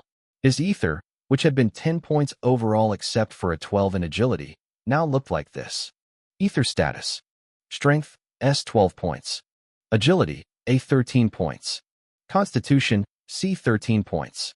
Vitality, V 13 points. Intelligence, I 11 points. Perception, P 10.5 points. But why? He stammered, not understanding such a difference. Within code, he would have needed 72 ether points to get those statistics. "You have forgotten since it was 3 months ago." She intervened, refreshing his memory. "When the Oracle in your bracelet compresses the ether to purify it and make it usable, 95% of the ether is lost. It was a digester LVL2. With compress, you would have gotten 3 or 4 points. This unfortunately has effects that go beyond the ether. Your body should also have benefited, as you can feel it on your mood. The genetic consequences are negligible with such a weak digester, but you must not do it again. For now anyway, it's a blessing. Whatever the consequences, you need to be alive to complain about them." And indeed, when Jake checked his physical status, there were some changes. Strength, S 19.3, plus 3 points. Agility, A 15.5, plus 1.3 points. Constitution, C 19.2, plus 3 points. Vitality, V 19.6, plus 3 points. Intelligence, I 16.1, plus 1 points. Perception, P 11.6, plus 1 points. Fun fact, he was also 1 centimeter taller and 2 kilograms heavier. Ether and body were 2 different concepts, but their effects were strongly intertwined. With 13 points in ether vitality and constitution, and close to 20 with his flesh body, his effective toughness, stamina, and regeneration were now about 3 times those of the average man. Mind-blowing. No wonder his ribs didn't hurt so much anymore. After that, the young man took advantage of his renewed strength to dissect the creature that had nearly ended his life. The Oracle had bombarded him with survival lessons, and it was time to put them into practice. Using his military knife, he methodically cut and studied the monster, while continuing to eat in between moments of hesitation as to what to do next. One would have thought that a normal individual living in a modern society would be nauseous in the face of such carnage, but not Jake. Because he was still in a state of shock, or because of the ether he had absorbed, he was euphoric instead of being nauseated by the butchery around him. In the end, the internal anatomy being very similar to that of any other mammal, despite the blood and silvery flesh, he felt that the beast was surely edible. Taking a bottle and a Tupperware out of the bag, he retrieved a portion of the blood and silvery flesh to test its edibility later. He still tasted the blood from his lips to get a first idea. A characteristic metallic taste, but also slightly sweet. If he didn't turn in his guts in the next few hours, he could gradually try to consume it. The iron and other nutrients would help him to renew the lost blood more quickly. Anyway, Crunch hadn't waited for him and chewed an unidentified piece of guts a bit further on. Well, he didn't even need to test anymore. He could just watch the cat. So stupid. Leaving the creature's remains to rot in the sun, Jake walked away calmly, but much more scowling than before. He now knew that there were silver monsters lurking around him, and this greatly reduced the chances of meeting other survivors. How many could claim to be as athletic as he was? How many had the presence of mind to carry a weapon when they were teleported here? Just by asking the question aloud, he guessed the answer. Probably not many. And if he looked at those who could use such weapons, the chances of survival were even lower. Walking as cautiously and silently as possible, he swallowed the rest of the distance to reach the snowy hill where the blue light's signal attracted him. The transition from a scorching heat to a polar cold was particularly unpleasant, but by clenching his teeth and putting on his jacket and scarf, he quickly regained his tranquility. He climbed slowly up the hill, being wary of sudden changes in the environment. But his distrust was misplaced. He encountered nothing suspicious during the rest of his climb, and instead enjoyed his walk in the snow and the icy wind whipping his face. His beard and his neglected mane acted as an excellent thermal insulator. When Jake finally reached the top, a new view opened up for him. The first thing he noticed was the blue light gushing up to the sky from a kind of crater. The snow was flowing back in the opposite direction. The second thing he noticed was a group of humans staring at him in a frightened way. Chapter 37, Aslail Part 1. The group was a motley crew. 5 men, 6 women, 1 child. One of the men, a rather athletic playboy, was about his height and wore a Colt in his hand. The rest of the group seemed to crowd around him, seeking his protection. And apparently he seemed to be gloating over all this attention. They haven't met a digester LVL2 like me, it seems. From the look on his face, I'd be surprised if this playboy could keep his cool against such a monster. Jake judged, turning his gaze to the other individuals. The child was rather small, about 5-6 years old, and was holding the hand of a woman in her late 40s, who was, he guessed, his mother. Poor thing. One of the men, wearing a $2,000 suit, a 6mm shaved haircut and designer-framed glasses, looked relaxed, as if it was none of his business. As for the other 3, they were visibly tense, balding, with dark circles, and were clearly in the category that had chosen to hide without any preparation in the previous months.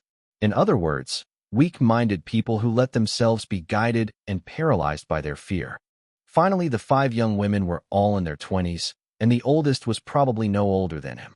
All pretty, all carefully made up and pleasantly dressed.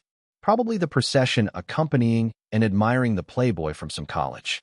Luckily, the playboy and his admirers had managed to stay together when they were brought here. A feat in itself, considering that people who had disappeared a few dozen meters away from his home had not appeared at his side when he arrived in this world. Perhaps they were in the same room, or they had gathered together afterwards. After all, he did not know how long these people had been here. Believing that the group was no danger to him, Jake placed his belongings near a rock and leaned against it, before turning his attention to the blue light beam. He was not stupid, though. His hand never left his gun handle. Closing his eyes, He watched the sensations in his body. Nothing abnormal. Apart from the cuts, he felt better than ever. Even the pain of his potentially cracked ribs had subsided. The cat was doing well, too, and its fur seemed glossier than usual. According to his status, he was recovering faster than his vitality should allow. Reassured, he pulled the pin out of one of the vials of silvery blood from the creature he had collected and consumed more of it again, this time in larger quantities, but without letting go completely in case the toxicity appeared at higher doses, or if the incubation time was longer. The young women in the other group stared at him in a dazed look when they saw him drink this strange silver liquor.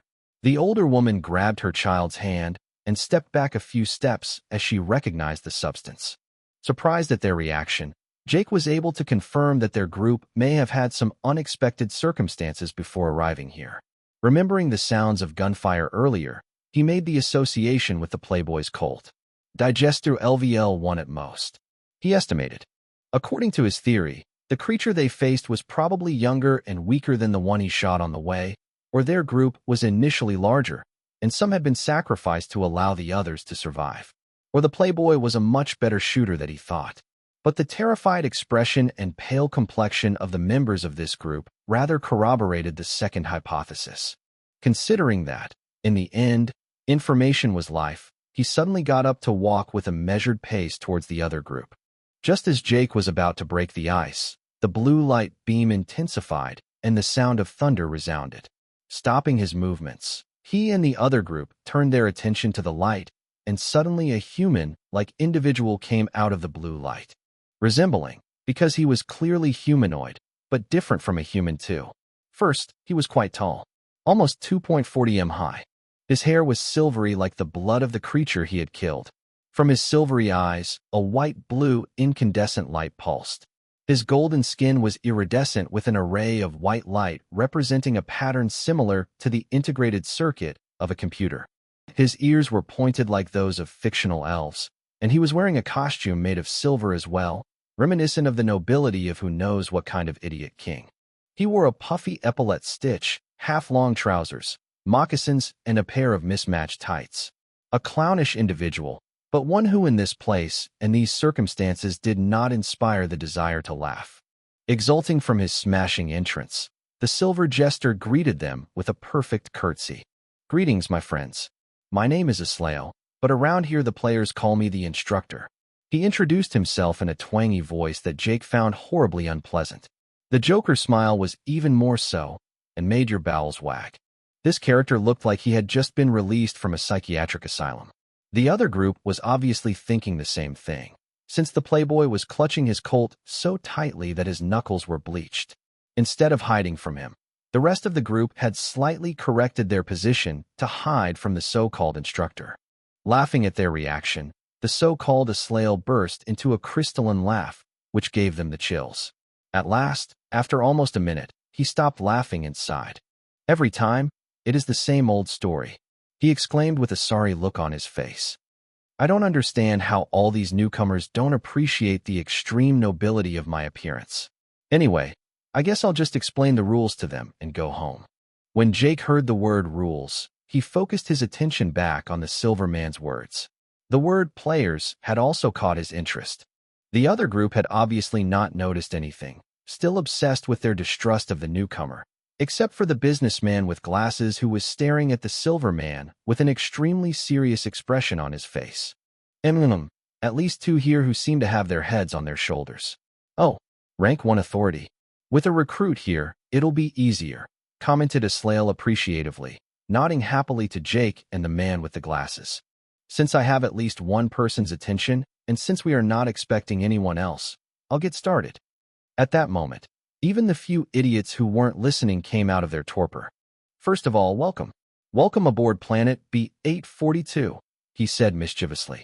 If everyone didn't think much of it, Jake tilted at the word aboard.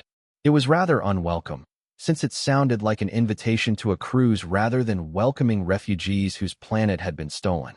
Indeed, my words may be a little harsh. My bad. The instructor raved, raising a thumb in his direction, which sent a shiver down Jake's spine like never before. This silvery man could read his mind, an ability he had considered 2 minutes earlier to be mere fiction. He was prepared for it with the oracle, but it was still a surprise when it happened before him. As for the members of the other group, they looked puzzled, not understanding what the latter meant. To be perfectly frank, these planets are also called planet ships. That's what people in the mirror universe call them. The instructor said, this time in the serious tone of a teacher. Those of sufficient rank already know this, but this place where we are absorbs many worlds simultaneously from all kinds of universes. In doing so, this place is growing anarchically, giving birth to many planets like B842. Your Earth doesn't exist anymore. Seeing the dead fish expression of his audience, Aslale sighed heavily. That's why I hate welcoming newcomers. Patient, and clearly not at his first speech, he tried a new approach. You are now in the mirror universe, a gigantic space filled with ether and planets like this one. Your home universe is one tiny little world among many. They form the dark universe, where the ether is sparse and the life forms primitive. What we call a world with a capital W, I insist, is the sum of the dark and mirror universe. Think of it as an egg. The yolk in the center is the dark universe. The white is the mirror universe. The closer you get to the shell, the more ether there is. What? Why not the other way around? Who cares? There are other eggs in the basket, and we're not all friends. The digesters you may have had to deal with are from an egg laid by another hen. I'll stop the metaphor there. He seemed proud of his joke, but only a dead silence greeted him. Oh dear Oracle, I keep forgetting how painful it is to teach creatures with triple-digit IQs. Aslale lamented to the sky. He was sobbing now. Chapter 38, Aslale Part 2. You were all tagged when you came in here. You have all received a gift, a line of etheric code. With it, you have a chance to survive and participate in the great epic that is life on planet B842. Aslale declared with a round of applause. At these words, Jake frowned. If the other group seemed lost, this information gave him some answers. He had indeed felt irrevocably changed from within when his apartment had shifted here. From what he had just heard, that was a good thing. It is a good thing, indeed. Aslale confirmed his mute conclusion, which again upset the other group, not understanding who he was addressing. If you don't understand, poor souls, please raise your rank. I will only say what cannot be known otherwise. The jester complained wearily, feeling the toll on his mind after talking with these inferior monkeys for a few minutes. Since you're too dumb to sense the ether, there's no need to think about it. You'll realize soon enough that something has changed inside you. The Oracle is a righteous being. If you are strong, it will not change your etheric code, but will simply correct your genetic defects. Any history of family illness? Good news for you. You won't have it. Of course, what is a genetic defect for you is not necessarily one for the Oracle. One of the balding men on the Playboy side showed clear relief hearing that. Honestly, the scared and well-fed dude seemed like he had diabetes or hypertension, maybe both. If you're weak, on the other hand. At that moment, he stared at each member of the Playboy's gang one after the other, mischievously. Well, your etheric code has indeed changed. The good news is that it will help you survive here. The bad news is you have no control over it. Take this cat for example. Aslale said, pointing to Crunch who was taking a nap next to his owner. The gaze of the other humans changed when they noticed that this barbarian, covered in digester blood and armed to the teeth, was accompanied by a cute pet. Suddenly, he was not so scary anymore. Deep down, some of them almost assumed he was a trustworthy person. It is impossible for a cat to operate its oracle device efficiently. Most animals are given upon their arrival here an etheric code similar to that of the digesters. Simply by eating, they will become more massive and more efficient. On the other hand, they have little control over the morphological and psychological changes engendered. Etheric code is not genetic code, but the former can affect the latter if the code is written in a way that enables it. Embedding complex etheric code is never without risk. The dead fish eyes had now given way to ghostly faces a revenant would not have disparaged. Sighing again, Aslale then pitifully explained everything Jake already knew about the ether and how to encode it to increase its attributes, breaking his promise to reveal only the minimum amount of information required. Hence the reason why the basic encoded ether that your oracle devices manufacture is preferable. The changes in your genetics and in your appearance are subtle. By checking your etheric or body status, you will realize that an increase in one does not significantly affect the other. But in the long run, you will be different. Maybe taller or heavier. With too much etheric imbalance, you may instead become too light or have an oversized skull or ears. No consequences are irreversible with the Oracle's technology. But whether or not you can afford the price is an entirely different matter. For those who don't get it after all this explanation, this is what encoded ether looks like. As he said this, a red ring tattoo around his wrist lit up, and a filament of red light, emitting a deep sound, escaped from it and gushed into the palm of his hand. Suddenly, invisible pressure embraced the ether, compressing it to the point of looking like a tiny red star. A crystal about 2 millimeters in diameter floated from who knows where to the particle of light and merged with it, giving birth to a ruby-like jewel. This Oracle representative had impressive telekinetic powers. And this is money. Aslael cried out, proud of his one-man show. The magic trick caused the 3 cowards in the other group to scream in surprise and horror. The little boy, on the other hand, was in awe.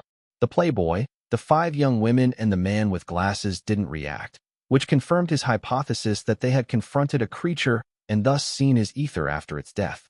I told you we should have come closer after killing that filthy monster. The playboy scolded the young women with a tone full of reproach. You couldn't have known it was beneficial. One of them, a blonde of 170 centimeters with a voluptuous chest and the shape of a model, tried to justify herself. Yes, you can. Jake sneered contemptuously in his head. What else was the AI of the Oracle for? That bug still killed half our class before you could take it down with your Colt. And without your gun, we probably wouldn't have made it. MMPFF, it doesn't matter. What's done is done. The playboy sighed, visibly soothed by the thought of being acknowledged by these beautiful young women. What did the creature that attacked you look like? Interjected Jake, who was following the discussion attentively. His voice was hoarse, because he had lost the habit of communicating in the last 3 months. His only contacts were with she and his shadow guide, and they communicated mainly through thought.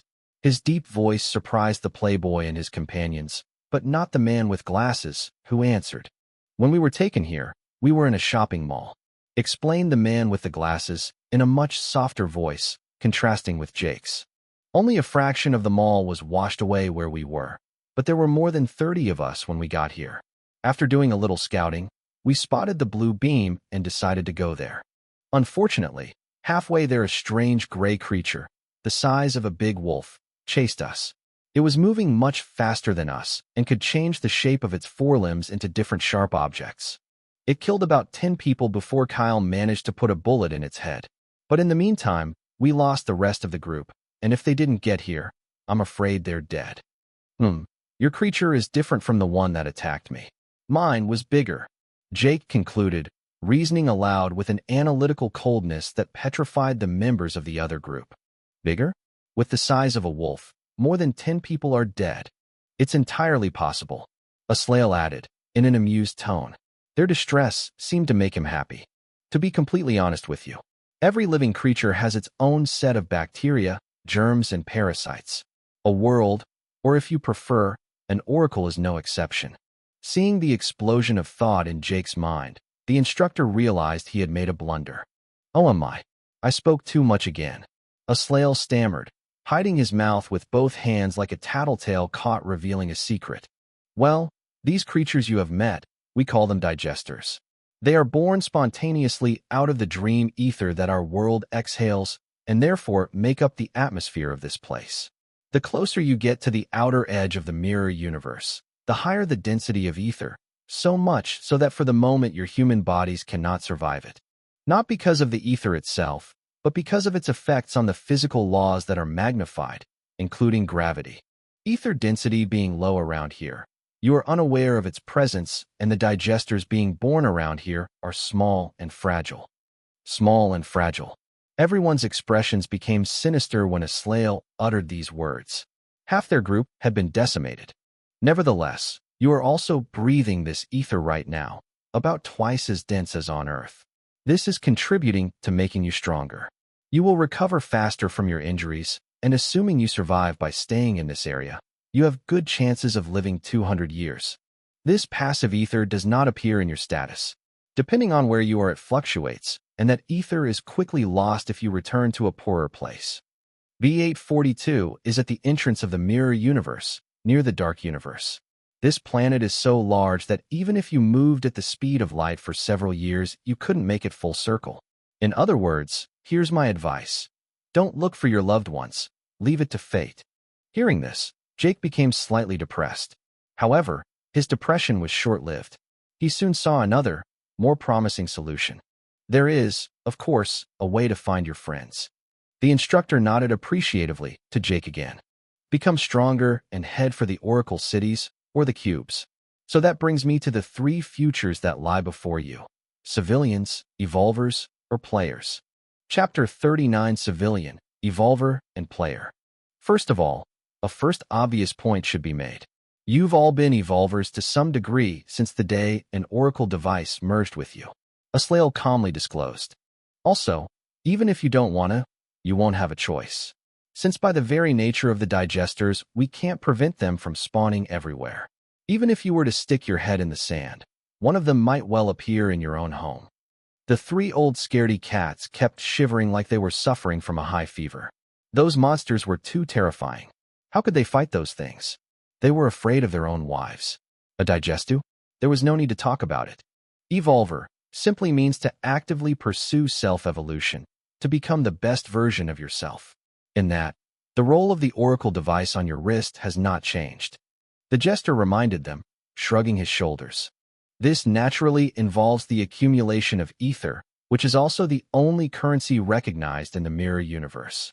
A red crystal like the one I made in front of you is worth 10 kilos of gold here. I'm giving you this example as a comparison so that you may understand that choosing to avoid the risks associated with obtaining ether is tantamount to taking a long detour. Jake had no problem with that line of reasoning. Even if a man's passion or dream was to be a great painter, on a cosmic scale, even that person would need ether to increase his intelligence, dexterity, and perception to stand out. Even if a male or female model had such futile ambitions as being Miss or Mr. Mirror Universe, ether would be necessary to improve constitution and vitality. Skin texture, complexion, hair shine, and so on were mainly dependent on metabolism and health. If you truly wish to escape conflict and put your life and destiny in the hands of other brave people willing to sacrifice themselves for your selfishness, there is a solution. Become a civilian. Aslael continued his explanation. To assist you during your stay on planet B842, a large number of Oracle shelters have been set up every 200 kilometers. These are the only places where digesters cannot spawn uncontrollably without paying the price. A hopeful look pervaded the three balding men, as well as the middle-aged woman and her child. She hugged her son with wet eyes, relieved of enormous stress. However, we are back to the previous problematic. The price of the properties and rents are in ether, not to mention the entrance fee to the city. These shelters are rather large, but without ether you'll be sleeping in the streets. You will understand very quickly that apart from the ether, the rest is of little value. Barter exists, but it will only keep you alive for a while. One of the guys had totally lost it. His wobbly legs gave way, causing him to fall on his butt. The exhausted mother hugged her son again, hiding her despair from the child. Returning to the status of civilian, there is another piece of information I did not reveal. This planet has diplomatic immunity for the next 5 years. After that, B842 will become a subject of speculation and invasion by other species. You will become commodities with a price. You can already check your value in the Oracle store in the nearest city. Becoming a civilian without status or faction means that at the end of this period you lose all your rights. As the instructor threw bombs after bombs, the face of each interlocutor became more and more ugly. Even Jake was uncomfortable. He understood that despite Xi's benevolence, the bracelet under his skin was no different than a tracker for the Oracle, which transferred its data in real time. Nevertheless, there are ways to escape this dire fate. Aslael clearly knew how to play the carrot and the stick to keep them on their toes. The first, and I sense some of you will break into tears, is to redeem yourself. Just for the record, even a living hamster on B842 costs 500 red crystals or 500 units of purified ether. The Oracle has no use for slavery, but depriving a living being of freedom has a price.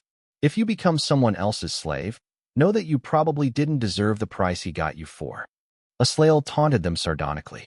Fuck you, Jake thought very hard in his head. I heard that. The jester laughed, not the least bit outraged. Anyway, these merchants are gentlemen. The problem is the others. Those who see you as ideal prey for the hunt, as a people to be eradicated or subjugated, they're the worst.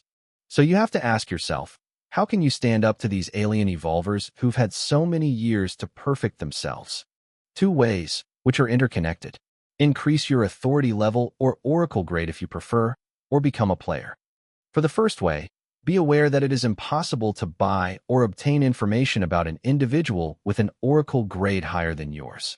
Beyond rank 6, and as long as you perform your duties, you can no longer be bought, and your territories and faction are under the protection of the oracle. A civilian identified as being part of such a person's faction is also protected. That was what I meant when I said I would put your fate in the hands of others more worthy. The paradox is that this is somehow becoming someone else's servant. The cowards seemed to be relieved again. Joining a faction simply meant reuniting with members of the Earth government. As long as the Earth government existed, they'd be safe. Aslael sneered as he read their minds. But he had seen trillions of similar individuals over his thousands of years. When hysterical fear took precedence over the will to evolve and make their way through this chaotic world, their fate was sealed. Only 3 or 4 seemed fit for the role of player. As for going far, only 2. And then we have the players. Aslael broke the silence again. You may not know it, but our world, the egg, remember? The dark universe plus mirror universe, is at constant war with other worlds whose borders touch. For reasons far beyond your level of authority, these worlds compete with each other in a way that should be familiar to you. A game. Ed Sullivan couldn't stand him. He even banned him. Outdoor Revival. Sponsored. 78-year-old lady built a home inside a cave. The inside will surprise you. Tips and tricks. Sponsored. Each of these worlds has an oracle, and periodically they battle by sending troops into artificial subworlds created specifically for the occasion. These worlds created from scratch by the oracle are inspired by all the data drawn from the minds of the life forms under their jurisdiction. Simply put, we put you in a scenario you don't know anything about in advance and give you some goals. Scenarios, architecture, time, technology, or magic may seem familiar to you in these worlds.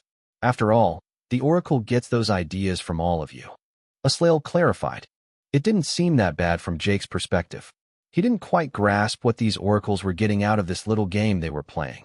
It doesn't matter what the oracle gets out of your efforts. What matters is what you do get out of it. The instructor replied in a playful tone. The oracle does not give rewards. That's what you've come to understand after all these months of familiarizing yourself with your bracelets, isn't it?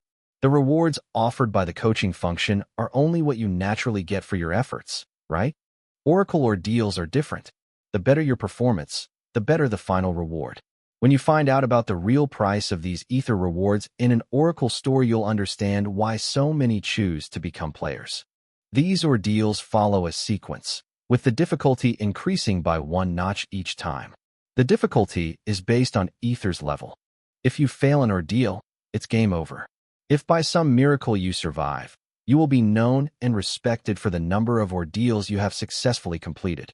In the mirror universe, these accomplishments give you many passes. You should also know that as long as you are in the race with at least 1 successful ordeal, you are under the protection of the oracle as well. And lastly, the first 4 ordeals are considered a tutorial. You cannot lose your life and can even attempt the next ordeal after a failure. If with these conditions, you still want to be a miserable civilian, then maybe you are indeed no better than that. And this time, in saying these last words, Aslael exerted such an overwhelming spiritual pressure on them that it made no secret of the contempt he held for this kind of vermin. The weak had no place in the mirror universe. Chapter 40. Allow me to doubt I. The invisible pressure that prevented them from breathing disappeared as suddenly as it had come. Jake took a deep breath to calm himself. Aslael may have looked and acted wacky, but his power was real. The time has come for me to abandon you. Aslael resumed peacefully. But before that, one last important thing to mention. You must search for the cubes. These technological gems are exclusive to the oracle. No one knows how the Oracle system designs them. They come in many types and sizes. The one you absolutely must find if you want to become a player is the red cube. It will give you access to your first ordeal. As he said those words, his eyes lingered on Jake. Most cubes are accessible from the Oracle cities, but red and black cubes are numerous in the wild. The black cube is a teleporter. With enough ether to pay the travel expenses, it is your best chance to find your loved ones if they survive until then. On planet B842, all roads lead to Thelma. Despite these positive words, the morale of his audience was at an all-time low. "Come on, don't pull that face." Aslael teased them with his shrill voice, undoubtedly delighted to see their faces so deflated. "To be honest, you don't really have any goals to achieve. You can rot in here for all I care. No matter which way you go, as long as you can get some ether, you'll be all right. The Oracle device on your wrist is here to tell you how. It's not like you're on your own. In other words, we don't have a choice. We'll literally have to kill to survive, unless we can offer a service in exchange for lightning," summarized the businessman with glasses. "I'm sure these Oracle cities are full of opportunities for a businessman like me anyway." Not everyone shared his optimism. The other three middle-aged men were sweating profusely. Jake was already seeing them commit suicide before the end of the week, if they survived until then. The playboy also seemed terrified, but managed to keep a slightly relaxed, though slightly tense, smile on his face, probably to keep up with the 5 young women beside him. As for these young women, the voluptuous blonde watched the playboy's colt with almost hypnotic intensity. It was easy to guess what was going through her mind. Of the other 4 students, only one seemed calm, but it could have been terror. People all reacted differently to such a situation. Not very tall, no more than 1.60 meters, generous shapes, and a slender waist. Despite its very feminine forms, she seemed small and fragile to Jake. The first reason being that she was the youngest woman in the group, with barely 20 years on the clock. The second reason was that she was hiding behind the playboy, as if she didn't want to be noticed. She was also the only one wearing jeans, rather than a dress or mini-short. Unfortunately for her, her modesty might have been a drawback, as these skinny jeans were not known to be suitable for off-road trekking. Luckily, she was wearing flat boots, where one of the other young women had had the bad idea to wear heels. As for her face, it was dazzling. A beautiful brown hair falling below her shoulders, with blue strands at the ends, probably the expression of a late adolescent revolt. Her eyes were of an ocean cyan color, matching her hair color, her bewitching lips with the right amount of volume, her little nose slightly trumpet-shaped, matching impeccably with the rest. One could have reproached her for her pale skin, but the pink of her cheeks and the total absence of imperfection on the contrary gave her an aura of virginal purity. However, all the women in the group, both the young student and the mother of the child, wore mostly mid-season clothes despite the month of December. Tops, t-shirts, or short dresses. The men were no different in this respect, except for the businessman who wore a suit. None of them had a jacket. Since everyone spoke English, even with the accents, it was difficult to identify their country of origin with their Caucasian physique. With global warming, the winters were milder, and depending on the country, the temperatures could be quite warm at that time. Seeing their outfits, Jake sighed mentally. With the ever-changing climates of this world, this group was in danger of having a tough day. There was even a good chance that they would perish, not from the monsters, but from cold or thirst. But, well, none of that was his concern. As soon as the instructor finished his speech, he would leave. Only the child aroused his pity, but he had already gone through far too much mourning to be affected. He would leave it to fate. Speaking of the instructor, he would sweep his inquisitive gaze from person to person, sometimes giggling when he read an original thought or one that moved him. However, he did not always smile. When he stopped on Jake, the glow in his eyes would intensify and his expression would get harder. Then he would nod approvingly, before moving on to another person. The man in the suit was also entitled to this kind of consideration, as was the playboy or the young female student. From time to time, a compassionate expression would come over him when he was assessing the mother and child, but he would soon regain his amused neutrality. But for Jake, the message was clear. Aslael saw them as already dead. Jake coldly analyzed all the information revealed and immediately decided on his route plan. Forward to the red cube.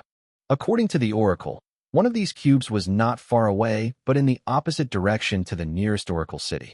His plan, however, remained the same.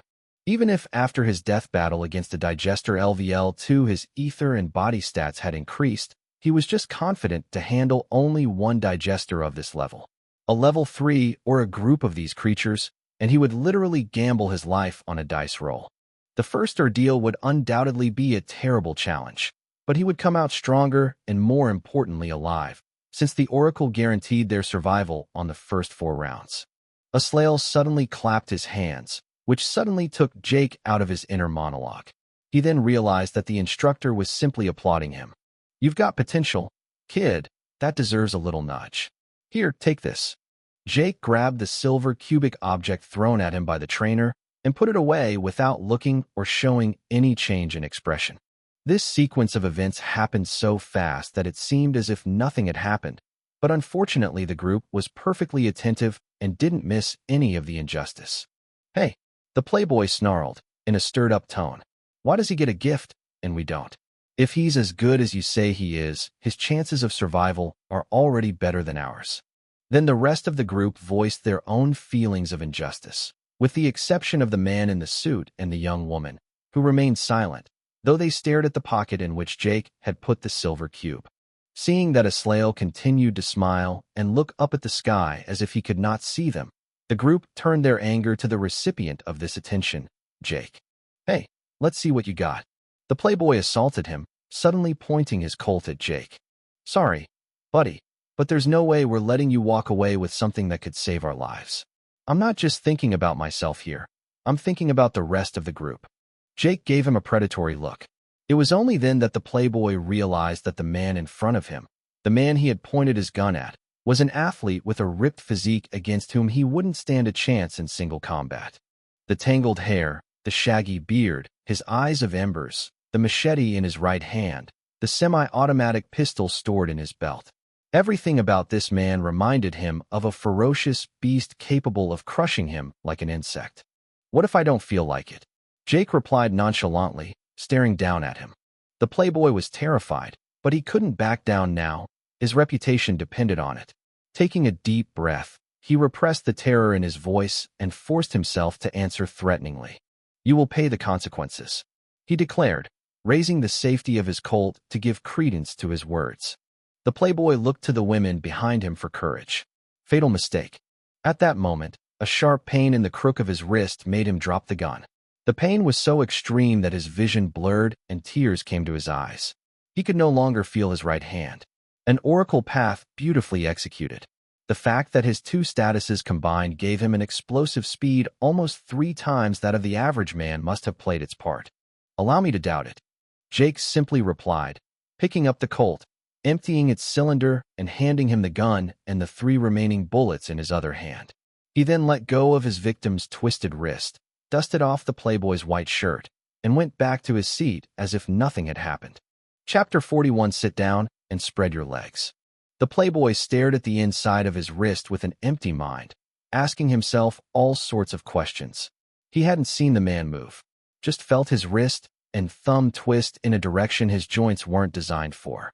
As the adrenaline subsided, a stabbing pain had taken over.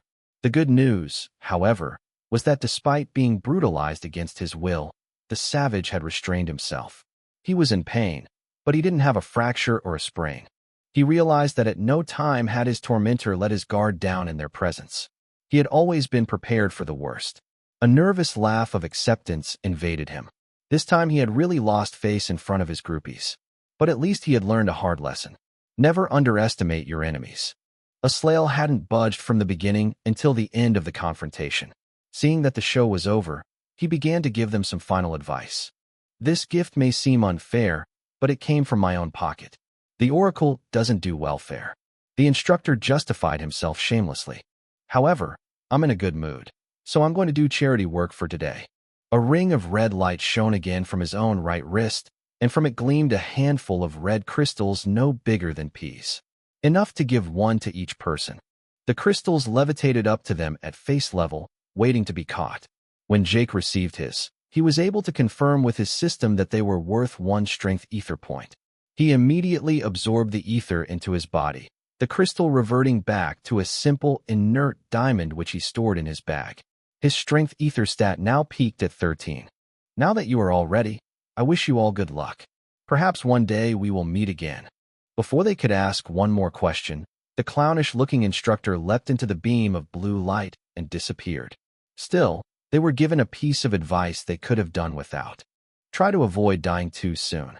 A Slail's voice sounded one last time before the blue light beam went out for good, plunging the top of the snowy hill on which they were standing into darkness and silence, plunging the temperature by several degrees.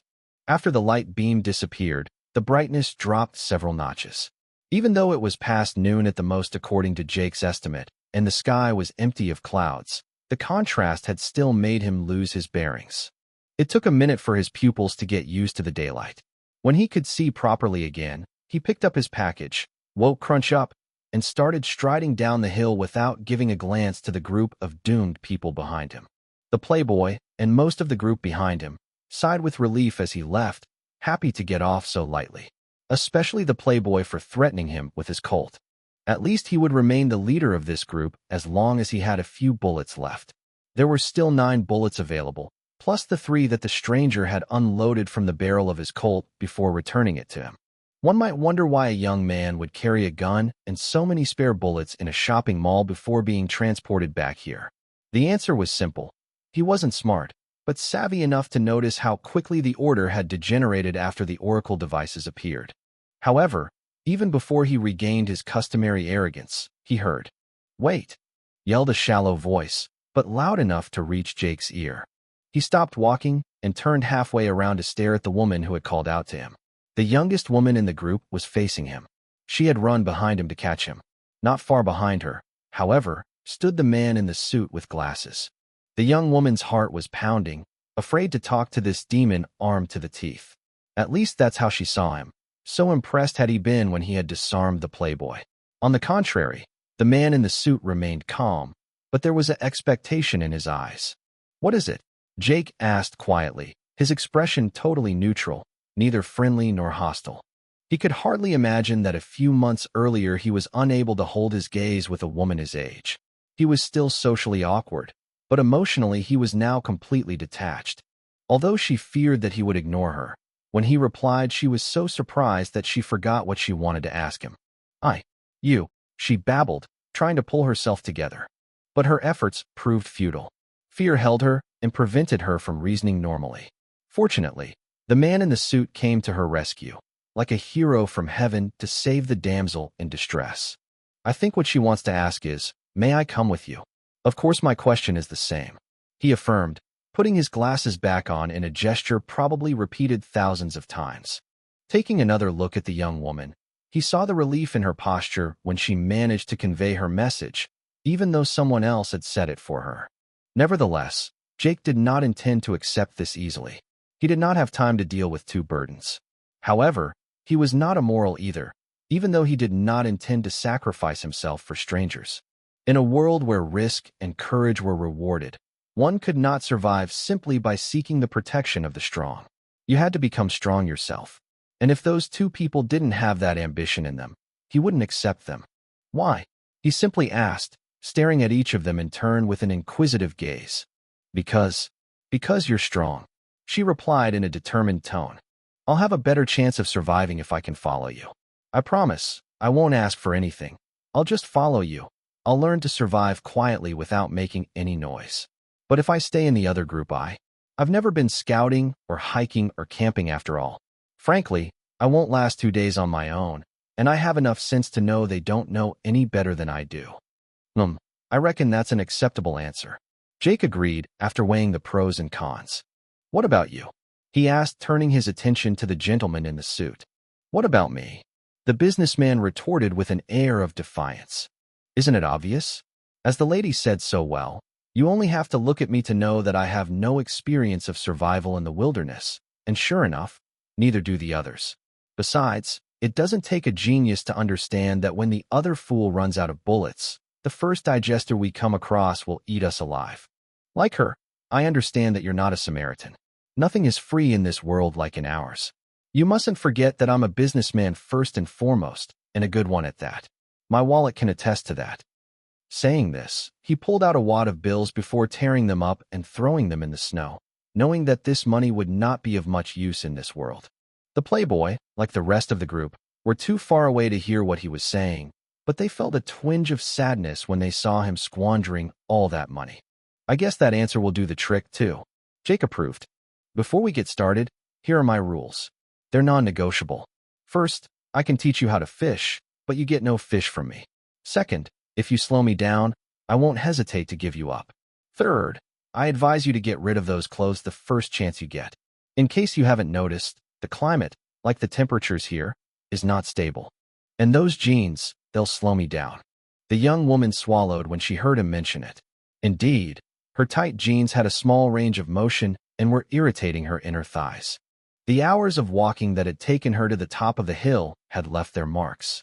Her inner thighs were on fire and blood, and she had struggled hard to climb with such inflexible jeans, not to mention the cold that did not help. With her sleeveless top, she had been shivering for quite a while. If she hadn't already caught a cold, it wouldn't be long now unless she climbed off that hill soon. A knife plunged into the snow right in front of her feet, which made her jump and make a cute squeaking sound. Make sure it doesn't slow me down, Jake commanded, always in a neutral tone, not tolerating discussion. Same thing for Williams Hopkins, but you can call me Will. The man in the suit introduced himself in a formal tone. Nice to meet you, Will. Will, these shoes might slow us down too and hurt you if they don't already. Unfortunately, I don't have a viable solution at the moment, so you two have to deal with it. But equally, don't slow me down. That goes without saying. William confirmed without showing the slightest sign of weakness. He understood the rules of the game. What was the value of 1 or 2 blisters against life? Meanwhile, the young woman contemplated the knife, still wondering what she was supposed to do with it. Seeing this, Jake sighed a long sigh. He walked over to her, picked up the knife, and ordered, "Sit down and spread your legs." Chapter 42 Departure. Seeing the terrified reaction of the young woman and the shocked look on Will's face, he realized how much the words chosen were open to interpretation. However, the damage was done, and he really wanted her to sit down and spread her legs. "Don't you understand what I just said?" he repeated, this time with a frown, which ended up chilling the young woman. Yielding to the impulse, she sat down and spread her legs hesitantly, red as a peony. "More than that," insisted Jake, totally indifferent to the embarrassment. After a while, the young woman finally decided to accede to his request and spread her legs wide enough for him to be satisfied. When he was about to do his work, he was interrupted by a voice that he did not want to hear at all. "Hey, keep your filthy hands off her, you monster!" The playboy roared, coming fast with the Colt in his hand. Reloaded this time. Behind him, the rest of the group followed, fierce expressions on their faces. Even for cowards like them, there was still a bottom line not to be crossed, otherwise they would have lost their humanity long ago. Extremely dissatisfied with being interrupted, Jake threw a mocking dig. "Here's one who hasn't learned his lesson." Jake grumbled as he stood up, knife still in hand.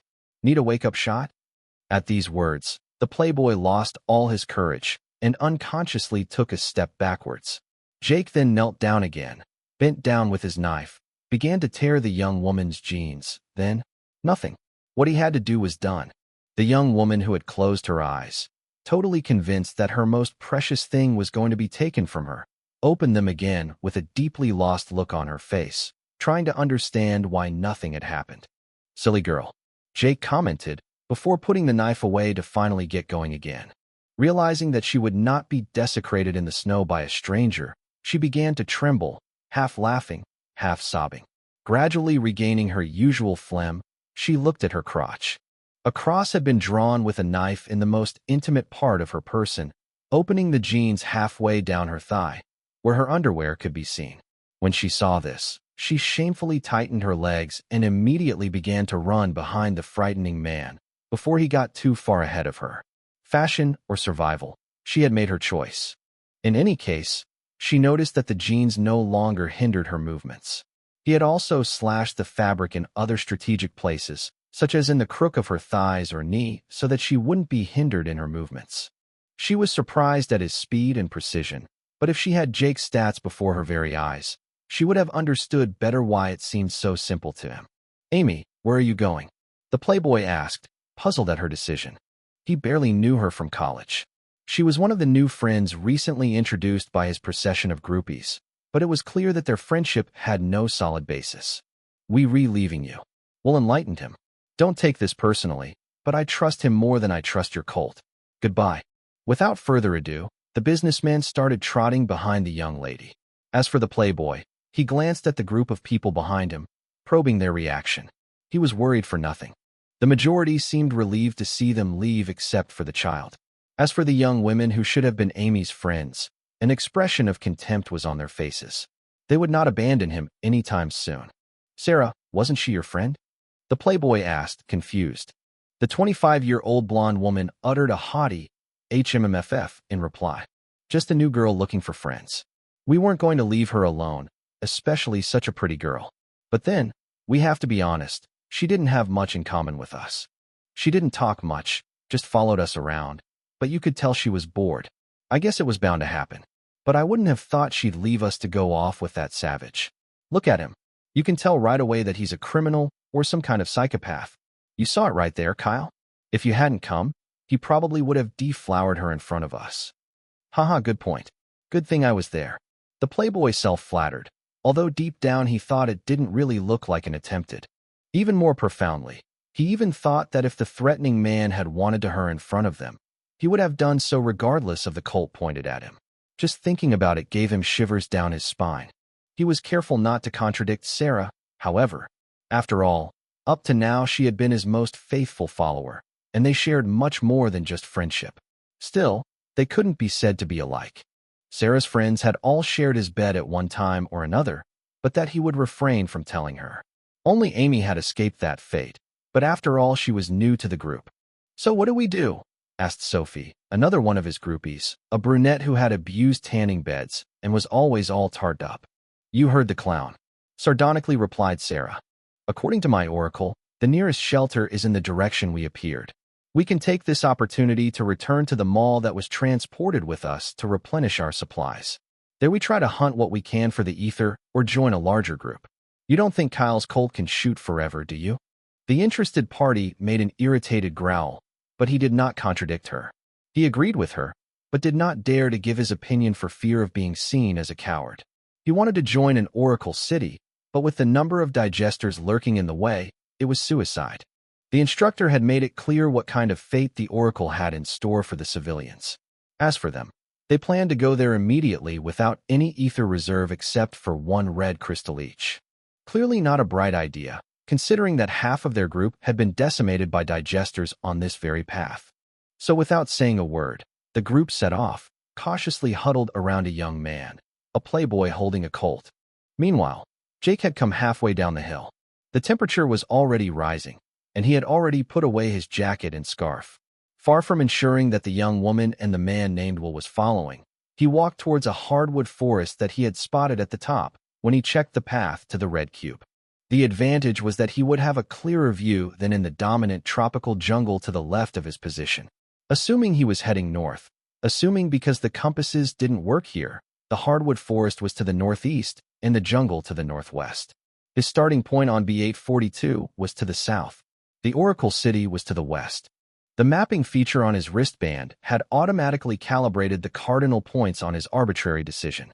Now that he had some time to contemplate the map established by the system, he realized how valuable this feature was. He also took the opportunity to take out the silver cube. The silver cube was only slightly larger than a dice, but warm to the touch and pulsating with a faint glow similar to that of a night light. Gee, what's that for? Jake asked his trusty AI, who had been silent all along. What's the matter with you? Over time, Jake had learned to recognize when his AI was confused, amused, or in a bad mood. She was definitely out of sorts. This is Slail. He hasn't changed, she sighed wanly. That was the only confession she made. After that, whatever Jake tried to pull at her, she remained silent. Finally, he resolved to ask her his original question again. A silver cube is used to store encoding programs for ether. It can store other data, but that would be a waste. Knowing Aslail's character, this one should come in handy. To use it, you just need to place it against your Oracle device, and the cube will be integrated into it. And indeed, The integration process went off without a hitch.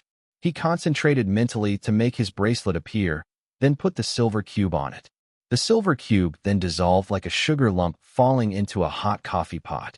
A short moment later, a system prompt notified him of the success. New encoded ether unlocked. Hardening and sharpening. Cost: 5 ether for 1 hardening and sharpening ether point. Jackpot. He didn't have to worry about his machete and knives anymore. As long as they didn't break, his weapons had good hope of becoming real killing machines in the future. Chapter 43 Tasting Session. This new encoded ether was reassuring, as it gave a future to Earth weapons. It may not have been noticeable since they were still weak, but when the average opponent became stronger and faster than the steel of a bullet, the time for weapons would be over. He had no doubt that more advanced weapons existed, but were they so easily accessible? Moreover, from what he understood, unless he lost his ether-reinforced weapons, the ether could be retrieved and transferred. Therefore, he also had to beware of people's greed. The moment unscrupulous thugs realized that his weapon contained ether, Jake would become a target. As he finished scanning the data about the new type of ether, William and Amy joined him at the bottom of the hill. They were out of breath, having obviously run to keep him in sight, and clearly lacking training. "Any questions?" he asked calmly. "What are we going to do now?" Will replied, massaging his feet. He had taken the opportunity to take off his shoes while Jake let them catch their breath, and blisters were indeed developing. Soon the blisters would follow. "We're heading to a red cube to participate in the first ordeal, while facing whatever is within our reach to acquire ether and strengthen ourselves. Finding food and water would not be a bad idea either." "Sounds good to me." Will nodded.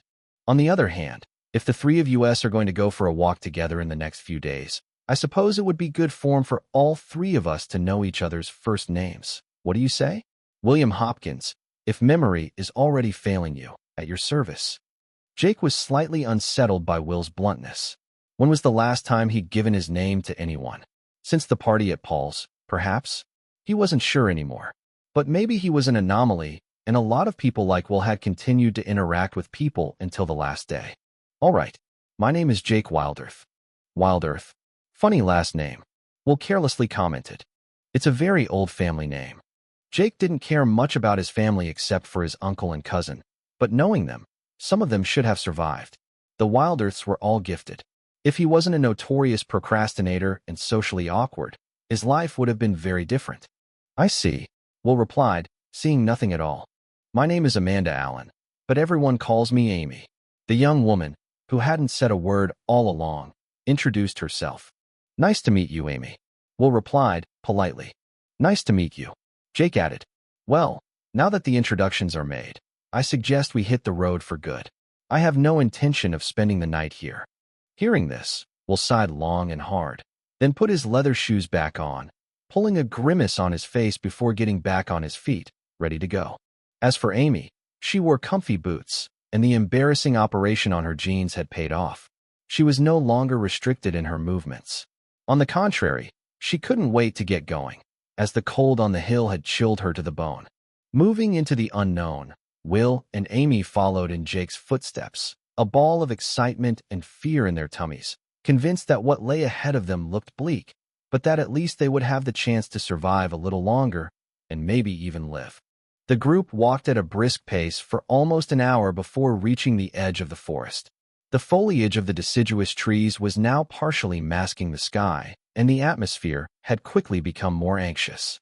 All that could be heard were the group's restrained breaths, and except for Jake, who was displaying a quiet vigilance, the other 2 were turning around frequently, jumping at the slightest suspicious noise.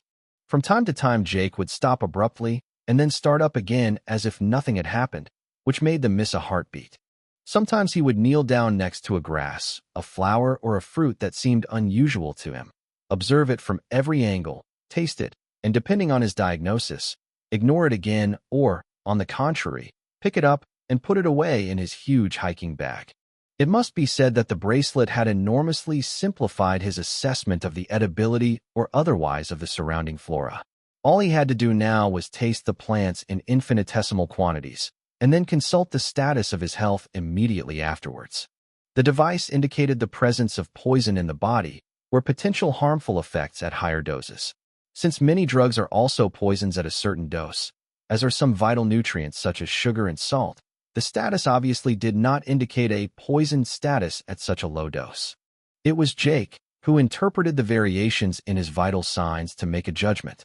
Of course, it didn't tell him everything, but it did save him valuable time, since all he had to do was get a fraction of the sample into his bloodstream to determine its impact. Once he had become familiar with this hidden function of the statute, he was increasingly able to interpret these values. The fact that with his new statistics, his IQ was close to 180, 16.11.1 is equal to 17.71, was no doubt a factor. Why did he need to identify the plants when he had been preparing for the worst for 3 months? So much so that he knew as much as the average herbalist. Simply because nothing was ever simple. In the same way that humans and animals had had their etheric code modified when they arrived on B842, plants had benefited from the same treatment. And even if this was not the case, the ether generated by the atmosphere would affect them sooner or later. Moreover, there were certainly plants that did not exist on Earth around him. Just as the digesters were born out of the atmosphere of the mirror universe, perhaps more plant-like beings were born in the same way. More simply, they were perhaps portions of forest belonging to a universe other than his own. Apart from the common plants and trees of his world, which he recognized, he was content to collect only those he did not know and which had been permeated by the ether. By consuming them, his own ether did not evolve, but he enriched his database in the logbook. He had decided to ignore Earth's plants because he was aware that at the scale of B842, they were too rare and not necessarily interesting compared to what ether's impregnated flora had to offer. It was better to just identify the plants that he had a chance of encountering anywhere on this planet. He had identified several edible plants, one whose tuber was similar to a sweet potato, except that the flesh was pink and the taste slightly spicy, but at least they wouldn't starve anytime soon. According to the bracelet, this pink potato had a powerful antioxidant power, an ideal nutritional profile, and significantly accelerated recovery, as did virtually everything he had tested so far. Ether seemed to be a real panacea. In fact, he had also solved the mystery of why his ribs healed so quickly. The silvery blood he had consumed was literally like an elixir of youth. Following its consumption, cell replication was strongly accelerated and the genome was deeply reworked, renewing its capital of stem cells. The flesh had a similar, but less pronounced effect. He had mentally remembered that the next time he met one of his monsters, he would leave nothing to the vultures, not even the bones. The most surprising thing was that the digester didn't have such great vitality, otherwise it would have been impossible to kill. For this blood to be so powerful, there had to be other properties at work. It's because digesters are born from the ether. She intervened. Their blood continues to attract the surrounding ether after their death, which means that when you consume it, the flow of ether through your body is greater. But it's temporary. Will and Amy watched his antics without saying a word, half understanding his intentions. They too had checked their wristband, but they didn't understand the ether's workings as well since their rank was still 0. Despite Aslale's explanations, the encode, compress, and ether storage functions were inaccessible to them. Even if they had been able to use the red crystal immediately to increase their ether strength by 1 point and check their ether status, their options were limited. It was still a nice gift, though. Basically, it was too late to quietly do the small, opportunistic missions of the coaching feature. In order to get to rank 1, they had to kill a digester. Amy couldn't take it anymore, and ended up asking the question, ahead of Will, who was not far from cracking either. The bracelet gives you the effect of what you're tasting. Jake simply replied, before identifying a new white grass, covered with red, cloudy patches. Bad luck, the grass was edible, but infected, leaving a carrion taste in his mouth. At first they kept a lost expression, then after a while the illumination took place, and they started to collect and taste plants in their turn. Unfortunately, because of Amy's purse and Will's work case, they had nothing to store their finding, and they were soon overloaded. Chapter 44 Private. After 2 long hours of harvesting, the sun had long since passed its zenith and the foliage in the heart of the forest was thicker than ever, clearly diminishing the luminosity. Jake wondered how there could be suns orbiting B842. Were the stars being absorbed at the same time to form a few huge stars, Or were there other secrets behind this phenomenon? He didn't have time to meditate on this question any further because at that very moment a shrill whimper brought him out of his torpor.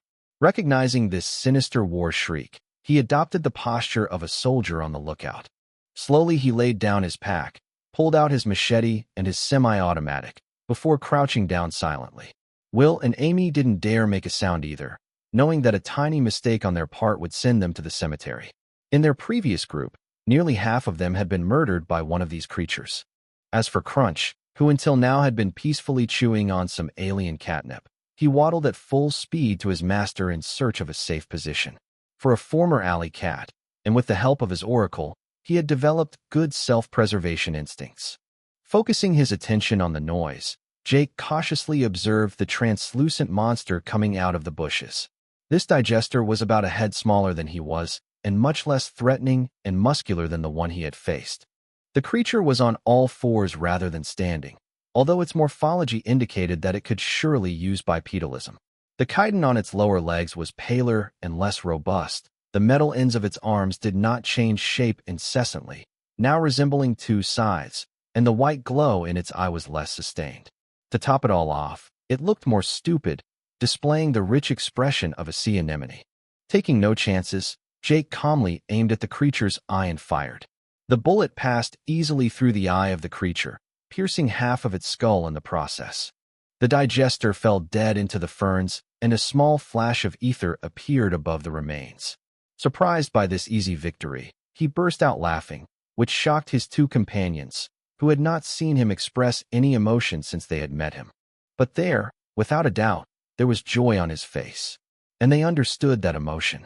After all, this same creature had slaughtered half of their previous group, and watching as Jake got rid of it, it looked so weak. Jake then proceeded to compress and absorb the ether, and not directly this time. After absorption, his ether storage was back up to plus 1.6 points. His authority experience gauge was now around 6,800/10,000, 1,600 more than before. The correlation between ether gains and experience was obvious. He decided to keep his ether in order to increase his possibilities. If he invested his ether points in strength whenever he could, he felt that he would sooner or later pay the price for this imbalance. Even if strength ether was encoded so that the power was usable, that is, without harming himself, it did not mean that it could supplant constitution ether. For example, even a normal human could strike with all his might into a lead wall, but he would surely injure his hand. Similarly, if he became strong enough to leap 20 meters high, the landing would probably be fatal. Amy and Will were torn between relief and jealousy. They watched the process without saying a word, but there was a certain envy on their faces. Too bad they weren't capable of accomplishing such a feat. Resuming their progression, the shrill cackling became more frequent and more insistent. They were heading towards what appeared to be a nest, but clearly Jake had no intention of turning back, much to Amy and Will's chagrin. It wasn't that he didn't want to. The problem was that no path was safer according to his oracle device. Since their arrival on B842, the oracle was not foolproof anymore because it couldn't predict the digester's movements. However, this was without relying on the oracle's ingenuity. Each living being equipped with an oracle represented as many different eyes for the system. Jake didn't know it, but the trees and shrubs all carried an oracle device on B842. While not perfect, it made the prediction function pretty much workable. After a few minutes, what they feared happened. 3 digesters identical to the one who had just died surrounded them, coming out of nowhere out of the tall grass. They loved tall grass and ferns, Jake realized. Everything he had encountered so far had ambushed him as he stepped out of one of those grasses. It was probably to protect them from other, more threatening predators, or it was a hunting method they were fond of. Shooting the one near Amy and Will with a bullet in the skull, he monopolized the attention of the other 2 by rushing towards them, machete in hand. The targeted digester straightened up on his hind legs, suddenly becoming as tall as Jake, and then shot his 2 sides, which served as arms on him, in a manner similar to a rabid gorilla pounding the ground. Far from being agitated, Jake spotted a gap in the monster's guard and cut off one of the arms with a satisfied look, before suddenly diving down to avoid the scythe of the second monster, which had joined them. The pain of having his arm ripped off made the injured digester scream, hurting the eardrums of all three humans. How was I supposed to know they were that pissed off when you didn't finish them off on the first try? Jake cursed, clenching his teeth because of the pain in his ears. Determined to silence the creature once and for all, he spun around, then charged and jumped, decapitating the monster with an almost invisible movement of his machete. The digester's head fell to the ground, a stream of silvery blood spurting from the monster's neck. The second monster uttered a shrill cry of rage, but it was too late. Using the monster's carcass to conceal himself, Jake impaled the creature with his weapon, wounding it mortally. He then chopped off its head in turn. Seeing the three dead bodies on the ground, Jake mentally noted that the fight had been much harder than expected. He was risking his life here. He couldn't afford to underestimate the creatures of this world. He also realized that absorbing the ether from a digester LVL-2 directly had indeed affected his personality. When they confronted these digesters, he was deadly calm from beginning to end. To be quite honest, he had enjoyed it. Anyway, if the side effects were limited to that, it was almost a good thing considering that fear and indecision had no place here. He just had to be careful with those symptoms. Jake then absorbed the ether for a total of 4,600 experience points and 4.6 ether points, raising his oracle grade to rank 2 and his ether storage to plus 6.2. Authority level, private, rank 2, 0/100,000. No new features appeared to have been unlocked, but he would have to ask she for more details when the situation was calmer. The military rank was intriguing, but private was still a ridiculously low grade in every culture he knew. In any case, for more promotions and he'd have his diplomatic immunity for good. He felt more confident now to face a digester LVL-2 like the one he had faced when he arrived on B842. 6 ether points could be converted into 6 strength ether or 3 agility ether points. In both cases, his combat prowess would be propelled to the next stage. This time, Amy and Will's jealousy was physically palpable, but he ignored them. He had already told them he wouldn't help them. However, he was not unfair either. Realizing that they couldn't accomplish anything with their bare hands, he began to dissect the 3 monsters this time, under the disgusted gaze of his 2 fellow travelers. The silver sides at the end of their arms looked like the blades of a saber. Almost 70 centimeters long, double-edged, with a sturdiness and appearance comparable to steel, the quality of these were indisputable. Sectioning the arms where the sides stopped, he then took care of making suitable handles.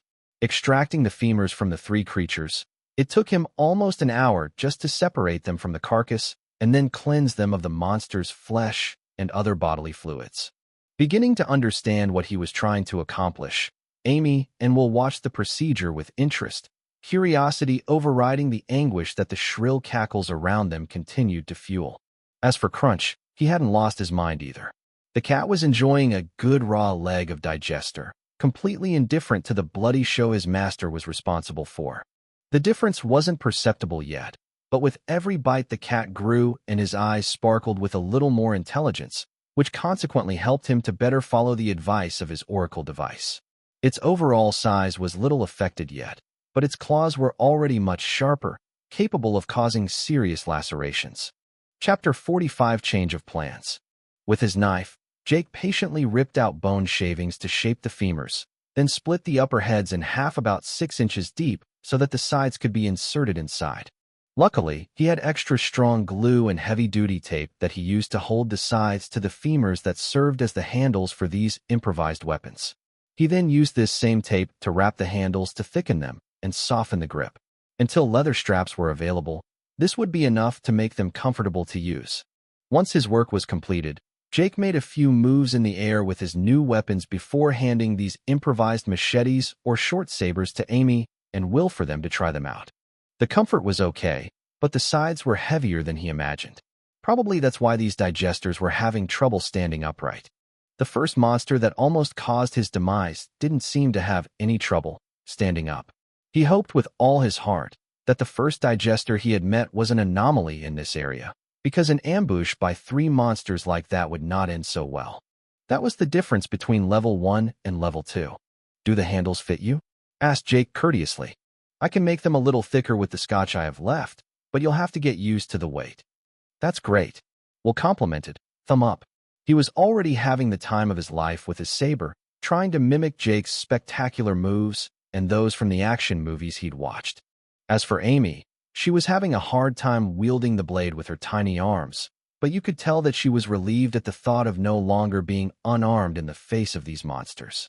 While they were discovering their new toys, Jake collected the monsters' usable blood, filling all of his vials to the brim. He left the meat behind, not short of food for the moment. He would have collected the hides to make leather, but it took much more time than he had at his disposal. And if he was going to do that, he might as well use a higher-level digester.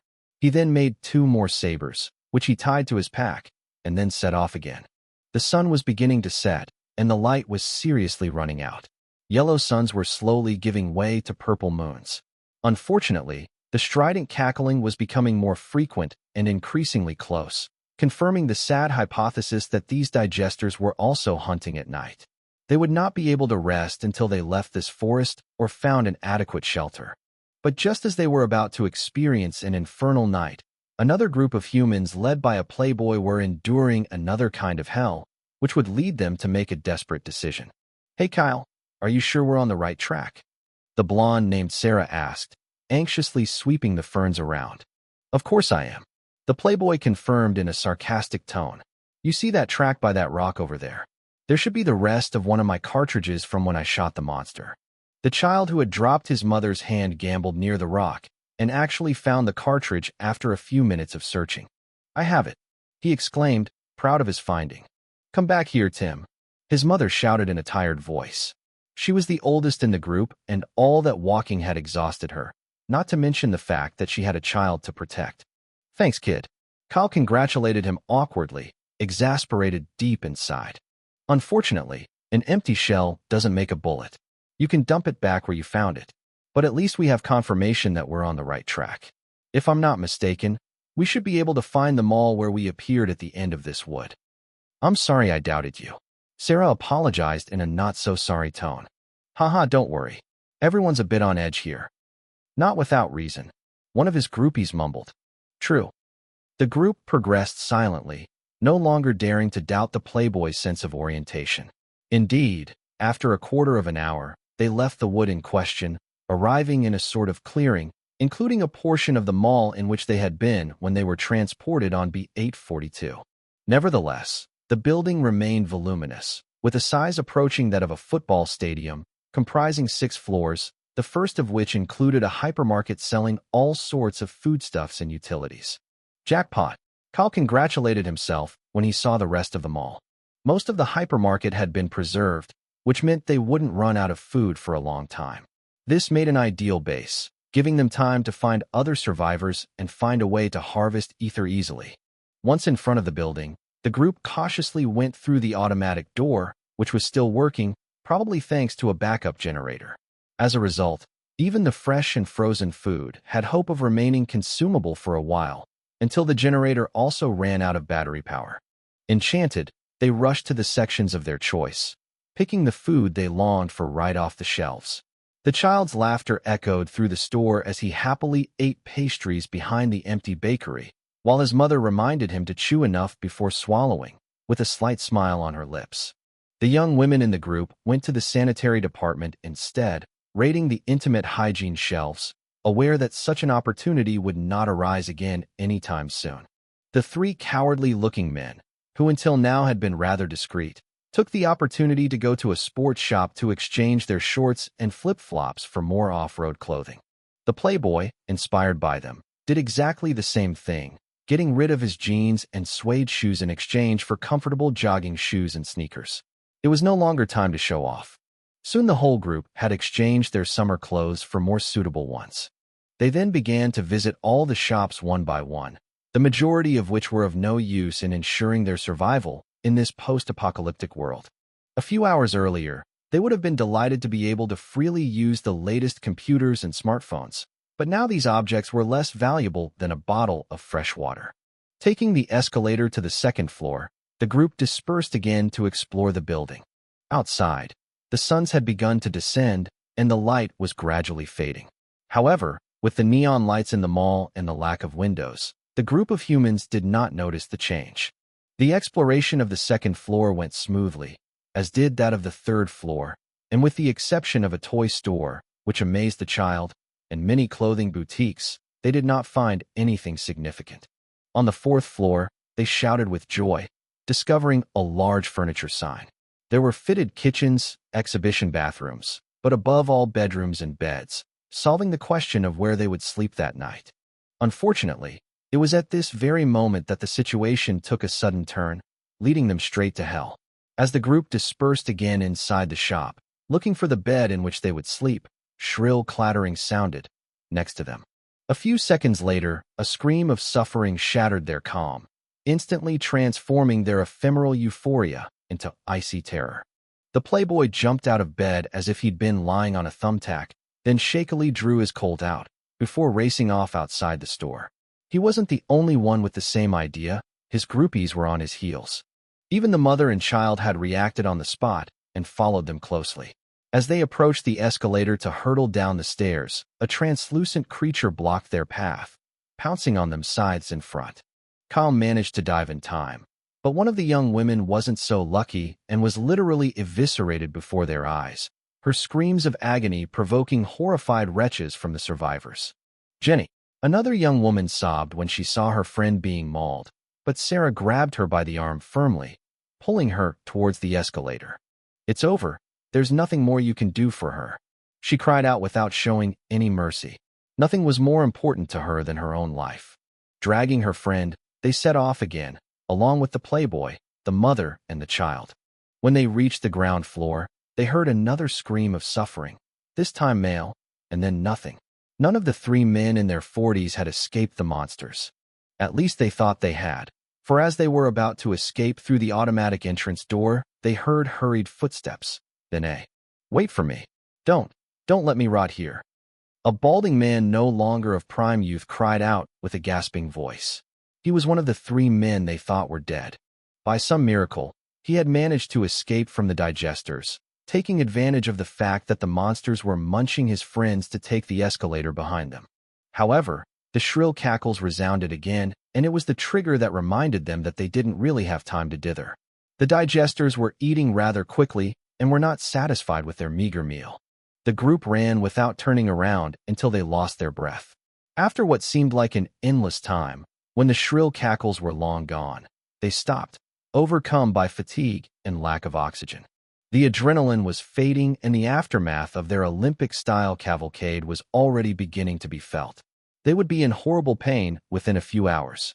When they caught their breath, Kyle looked at the rest of the group. There were only 7 of them left. They had lost 3 people in the attack. He didn't care about the deaths of the 2 men, but Jenny's death had affected him.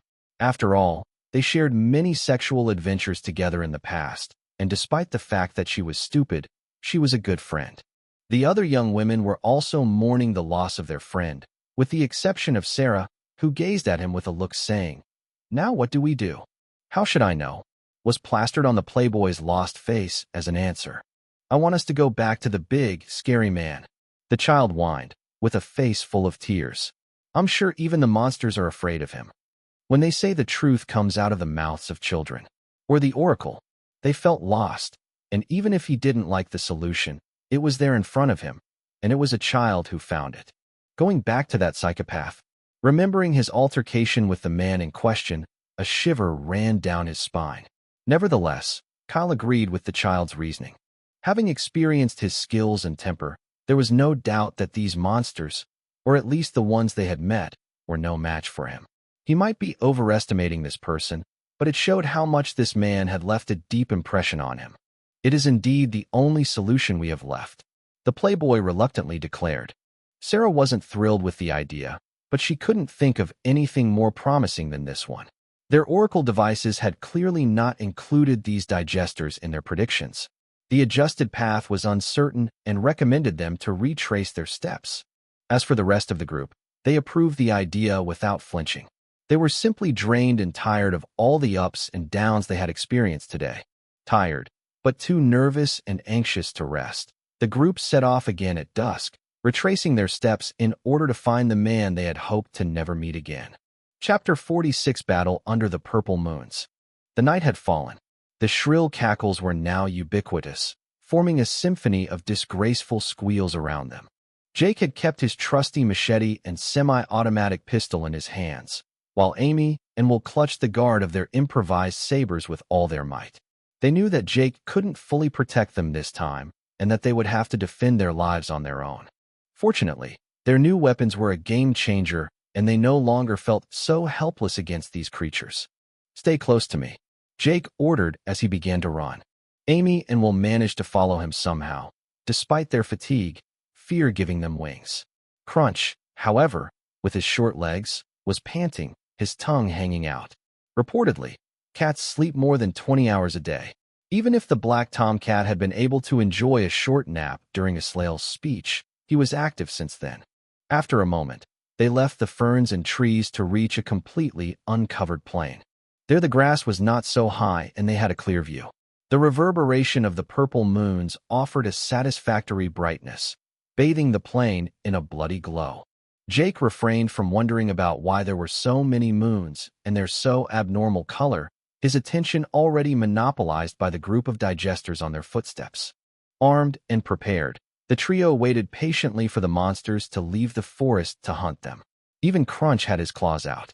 At first, the shrill cackling became louder and louder. Then suddenly, it was silence. At that very moment, 14 creatures nonchalantly emerged from the woods, their muffled footsteps reflecting their wariness. They had seen the corpses of their fellow monsters. More than the number, what warned Jake was the two huge silver monsters following them. They were as big, if not bigger, than the first one he had encountered. The silver blood had almost healed his ribs, and he was not afraid to face them again. Unfortunately, there were not just one but two, not counting the 14 other digesters that preceded them. It would be a tough battle. What do we do?" Amy asked, stuttering, as panic gradually took hold of her. "What we've done so far. We kill them, or die trying." Jake replied coldly. Even if he had to go down, he would at least make them pay dearly. Hearing these words, Amy grew even paler if that were possible, but at least she stopped shaking. She had accepted the situation and what she had to do. Fight, and survive to laugh about it. What was no different? Jake's words resonated in his mind, awakening a fighting instinct he didn't think he had. Putting his glasses back on in his trademark gesture, he warned himself, focusing his attention on one of the monsters. After a short moment when silence reigned supreme on the plain, a long, shrill cackling sound was heard and the peace was broken. Jake, who had originally planned to keep his ether, decided he could not afford to be thrifty. He immediately invested his 6 ether points to increase his ether agility by 3 points, bringing it to 16. With the 15.5 of his body agility, his effective agility was 24.8. Agility directly improved his reaction time, reflexes, balance, dexterity, precision, and body control. This was the reason why, despite his lack of firearms training, he could still hit the bull's eye every time. More strength could have a decisive impact, but if he inadvertently reacted too late, he was finished. Then the monsters charged and Jake aimed and fired. In less than 5 seconds, the magazine of his gun was empty and the bodies of 12 of the 14 digesters were on the ground, each with a bullet in their head. Amy and Will held their breath as they watched, then jumped up and down with joy when they saw that only 4 were left. Even Jake was stunned by his accuracy. Maybe a marksman could do the same thing, but with a technique as poor as his? Not so sure. "I'll leave the 2 little ones with you. I'll take care of the big 2. Good luck," Jake announced, before throwing himself into the fray, Crunch on his heels. Amy and Will swallowed. Each picked a monster, then took turns yelling for courage. Not having time to reload his weapon, Jake dropped it, grabbing 2 of his knives. They knew that these digesters were much tougher than the others, and that unless they aimed at their eyes, it would be very difficult to seriously hurt them. He waited until he was less than 5 meters away before throwing his projectiles. One of them hit the target and pierced the eye of one of the monsters. However, the second one turned its metal arms into a circular shield, thwarting the projectile aimed at it. Ignoring the blind digester, Jake took advantage of the fact that the other creature couldn't see him behind his shields to strike with all his might with his machete at its lower abdomen. The monster didn't react in time, and his stroke hit its target. However, his joy was short-lived. as the creature was more resistant than he imagined. From a slash to the waist that would have easily sliced a normal human being in half, only a thin gash marked the digester's leathery skin. The silvery blood of the creature barely spilled, showing no sign of weakening. Changing tactics, Jake immediately opted for a wear and tear tactic, psychologically prepared for a long fight. Crunch did the same, lacerating the back legs of the blind digester non-stop, which roared with frustration and pain in response. Meanwhile, Will and Amy faced their respective monsters. Amy was struggling against a paralyzing terror, but every time the monster's blades approached her head, she remembered that she didn't want to die and found the will to move again. As she retreated backwards, avoiding the creature's attacks, she eventually reached a creek, which caused her to lose her balance. The contact with the water and the moss caught her off guard. Before she had time to realize what was happening to her, the digester was on her, its scythes a few centimeters away from splitting her skull. Miraculously, Providence gave her a chance, a unique chance. The monster slipped on the same moss-covered stone that had caused her to fall, and slumped into the stream, splashing the young woman from head to toe. Realizing that such an opportunity would probably never come again, Amy hastily picked up her saber and brought it down on the monster's neck. Unfortunately, she wasn't strong enough to decapitate the monster's head at the first blow, but it was enough to sever part of the monster's spinal cord, which lost all ability to move. Enjoying her victory, the young woman uttered a beastly cry, and then struck with her saber again, repeating the same gesture over and over again until the monster's head was detached. "You filthy, fucking monster. You're not so smart, are you?" She spat, insisting on every word with a big saber stroke. After a while, when the digester looked like a bloody mush, she dropped her weapon, realizing the butchery she had perpetrated.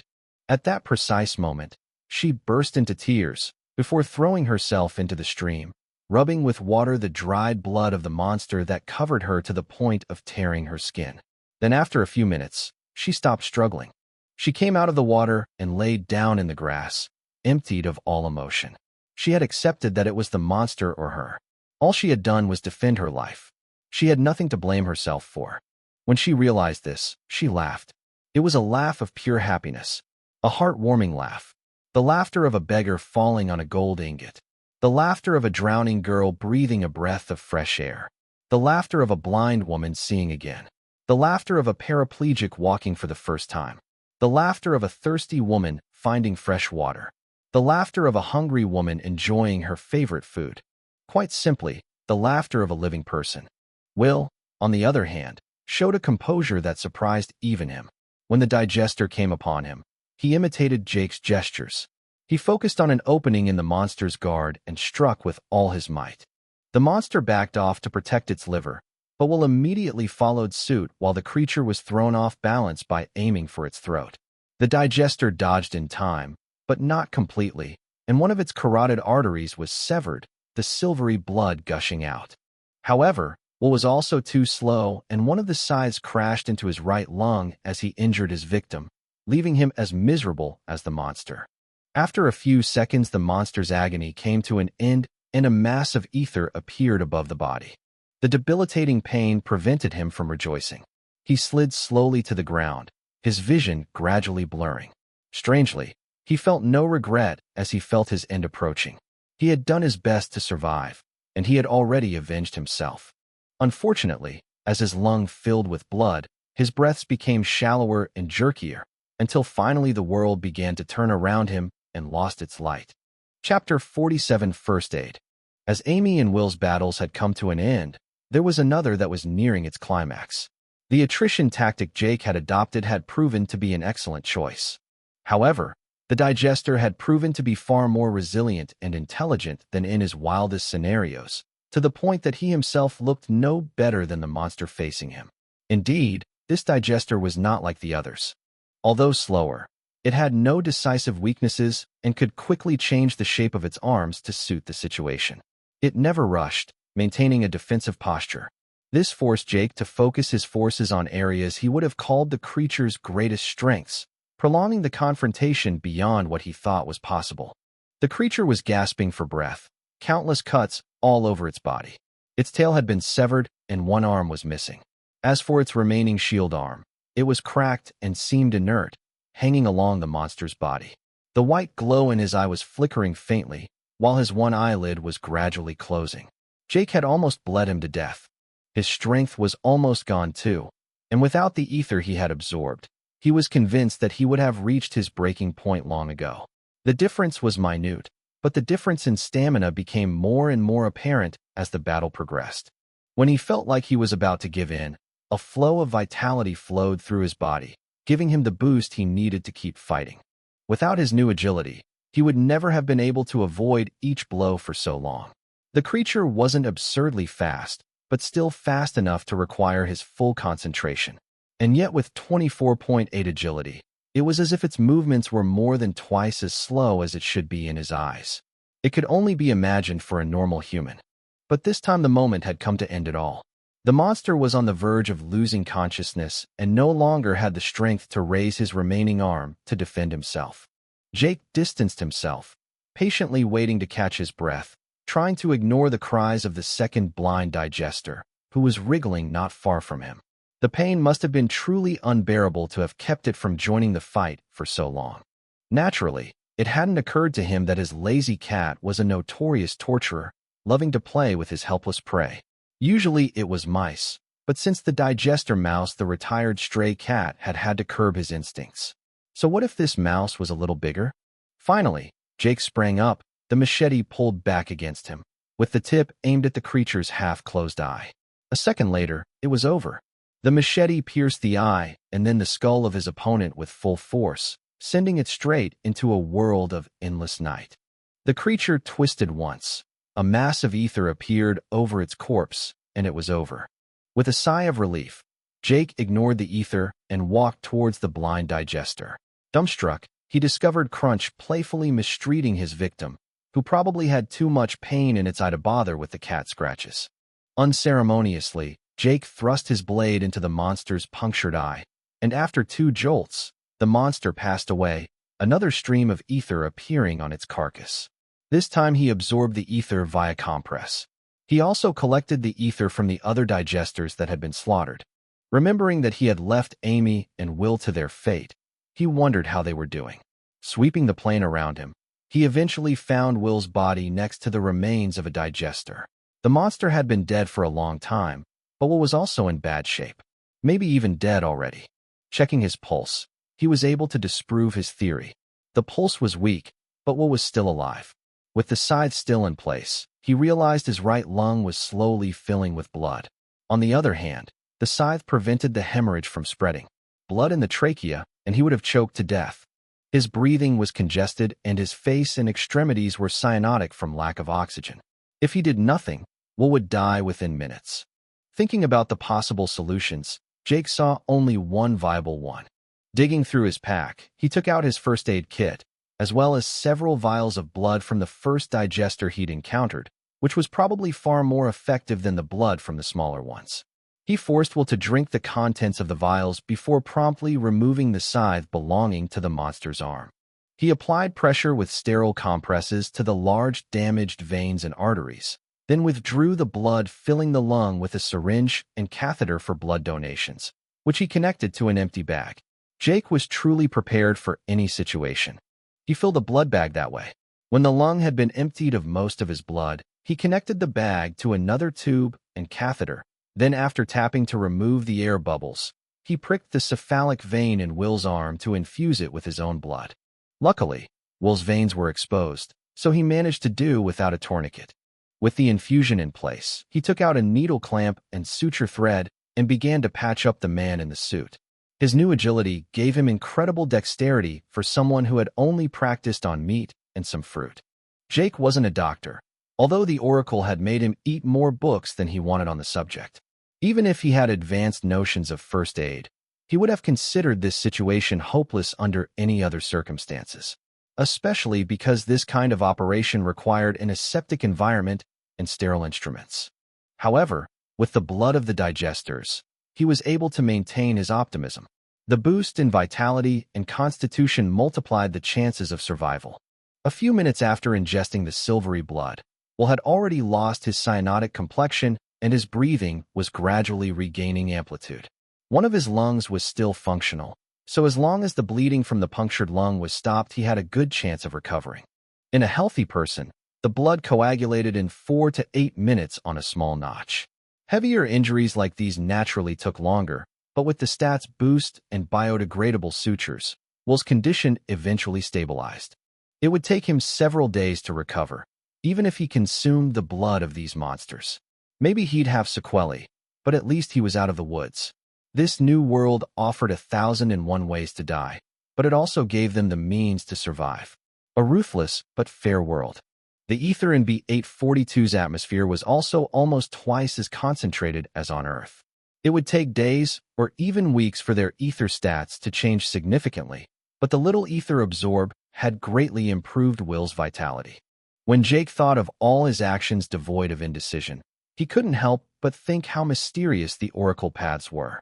He had followed them without flinching to increase his chances of survival, cramming everything he was told to learn. Even when he was treating Will a few minutes earlier, he was instinctively mimicking his shadow guide. The irony was that only a few months later he was applying all that survival knowledge, but to save someone else's life. Aside from bandaging his wounds after his morning fight, he had survived that night's battle completely unscathed. With Will's survival assured, he went back to his pack and set out to find Amy. He found her several hundred meters away, lying in the grass near a stream, asleep. Her face was peaceful, as if the horrors of the day had never happened.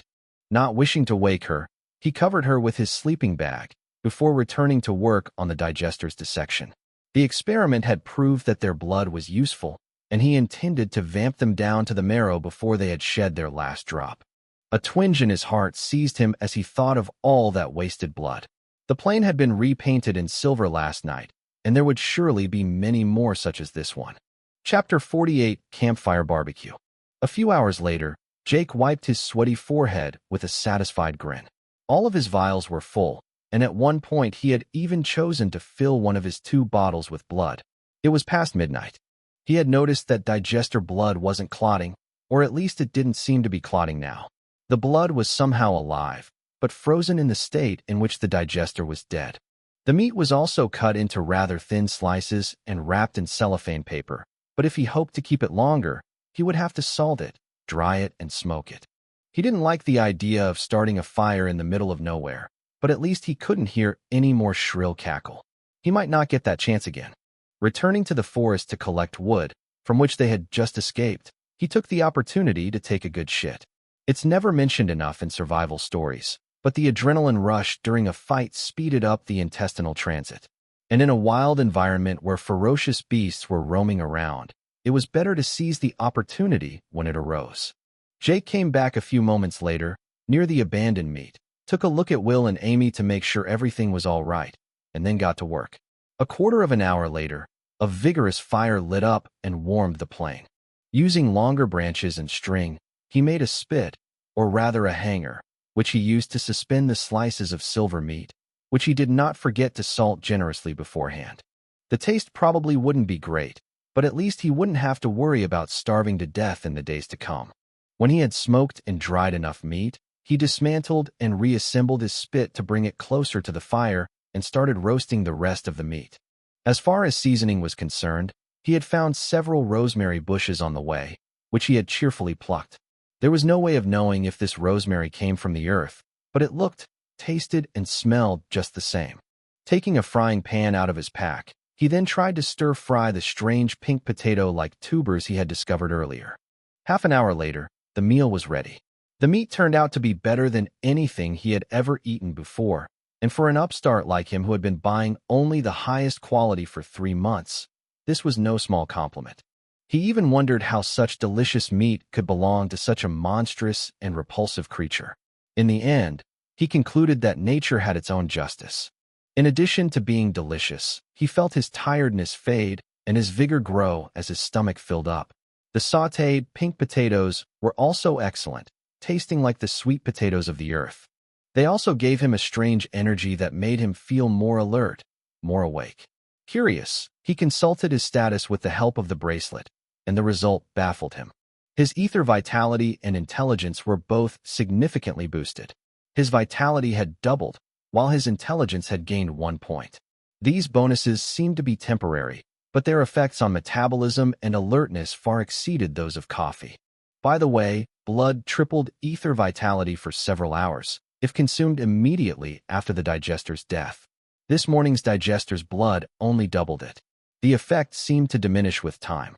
If he drank it regularly, he had a combined vitality between 76.4 and 51, which explained the rapid healing of his ribs and cuts, combined with his constitution.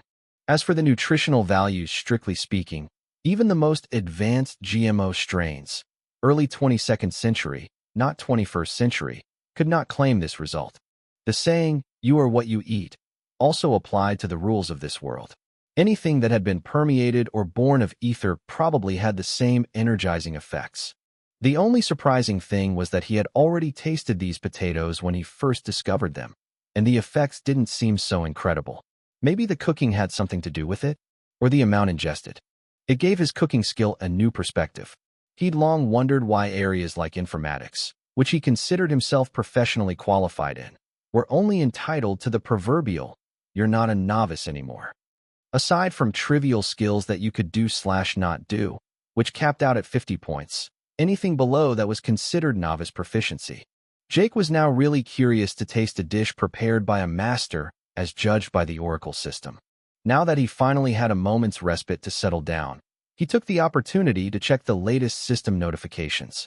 After the previous battle, his authority level had been promoted to rank 2, 23,600,100,000, with the grade of private. According to these observations and Shi's confirmation, this did not bring him any particular perks. The reason was as follows. The Oracle Overseer had prematurely unlocked the Ether Vision function to assist them on B842. As a result, the expected reward for his promotion had been delivered in advance. As for the military rank itself, a private had no particular authority over the recruits and other civilians LVL-0. This was also the case in a conventional army on Earth, unless they were invested with a new authority such as under martial law. Both recruits and privates were merely pawns obeying a superior officer. The only difference was the standing. According to Shi, however, it was not useless. It conferred certain advantages, especially during ordeals. Some taxes were also cheaper, including entry into the Oracle shelters. As for his ether storage, the harvest had been good.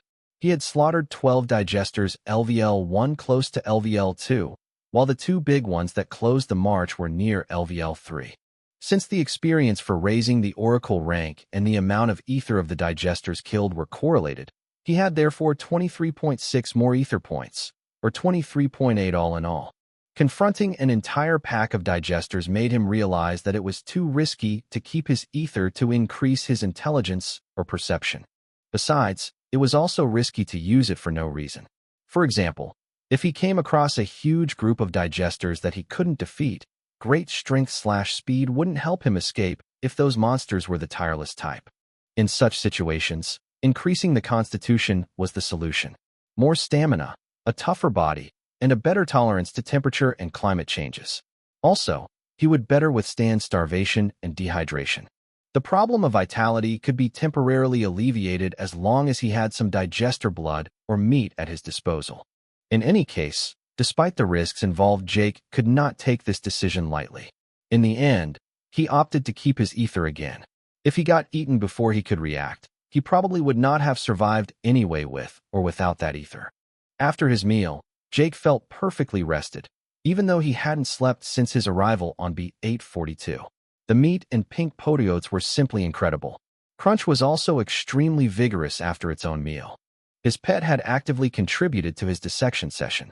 The black cat, who he would have sworn was somewhat bigger, was now gnawing on a digester bone like a dog would have done. Yet Jake did not have the chance to meditate further on the matter because at that point Amy joined him around the campfire. She had large dark circles under her eyes, but her expression indicated that at that moment she was mostly hungry. The smell of the roasted meat must have woken her up and drawn her here. "Help yourself," Jake said, in his usual nonchalant tone. "What kind of meat is this?" Amy asked, giving a suspicious glance at the spit. "Meat. I'll have some, if you don't mind," she finally replied, breaking the silence. "Please, help yourself," Jake replied, without loosening up one iota. Scrutinizing the roasted meat more closely, Amy's expression changed drastically. Scanning the corpses of the digesters, she noticed that one of them had been completely gutted and dismembered, and aside from the bones, there was not much left. Then, noticing the dried and smoked meat in the cellophane, she understood where the roasted meat came from and displayed a sincere expression of repulsion. "What did you think?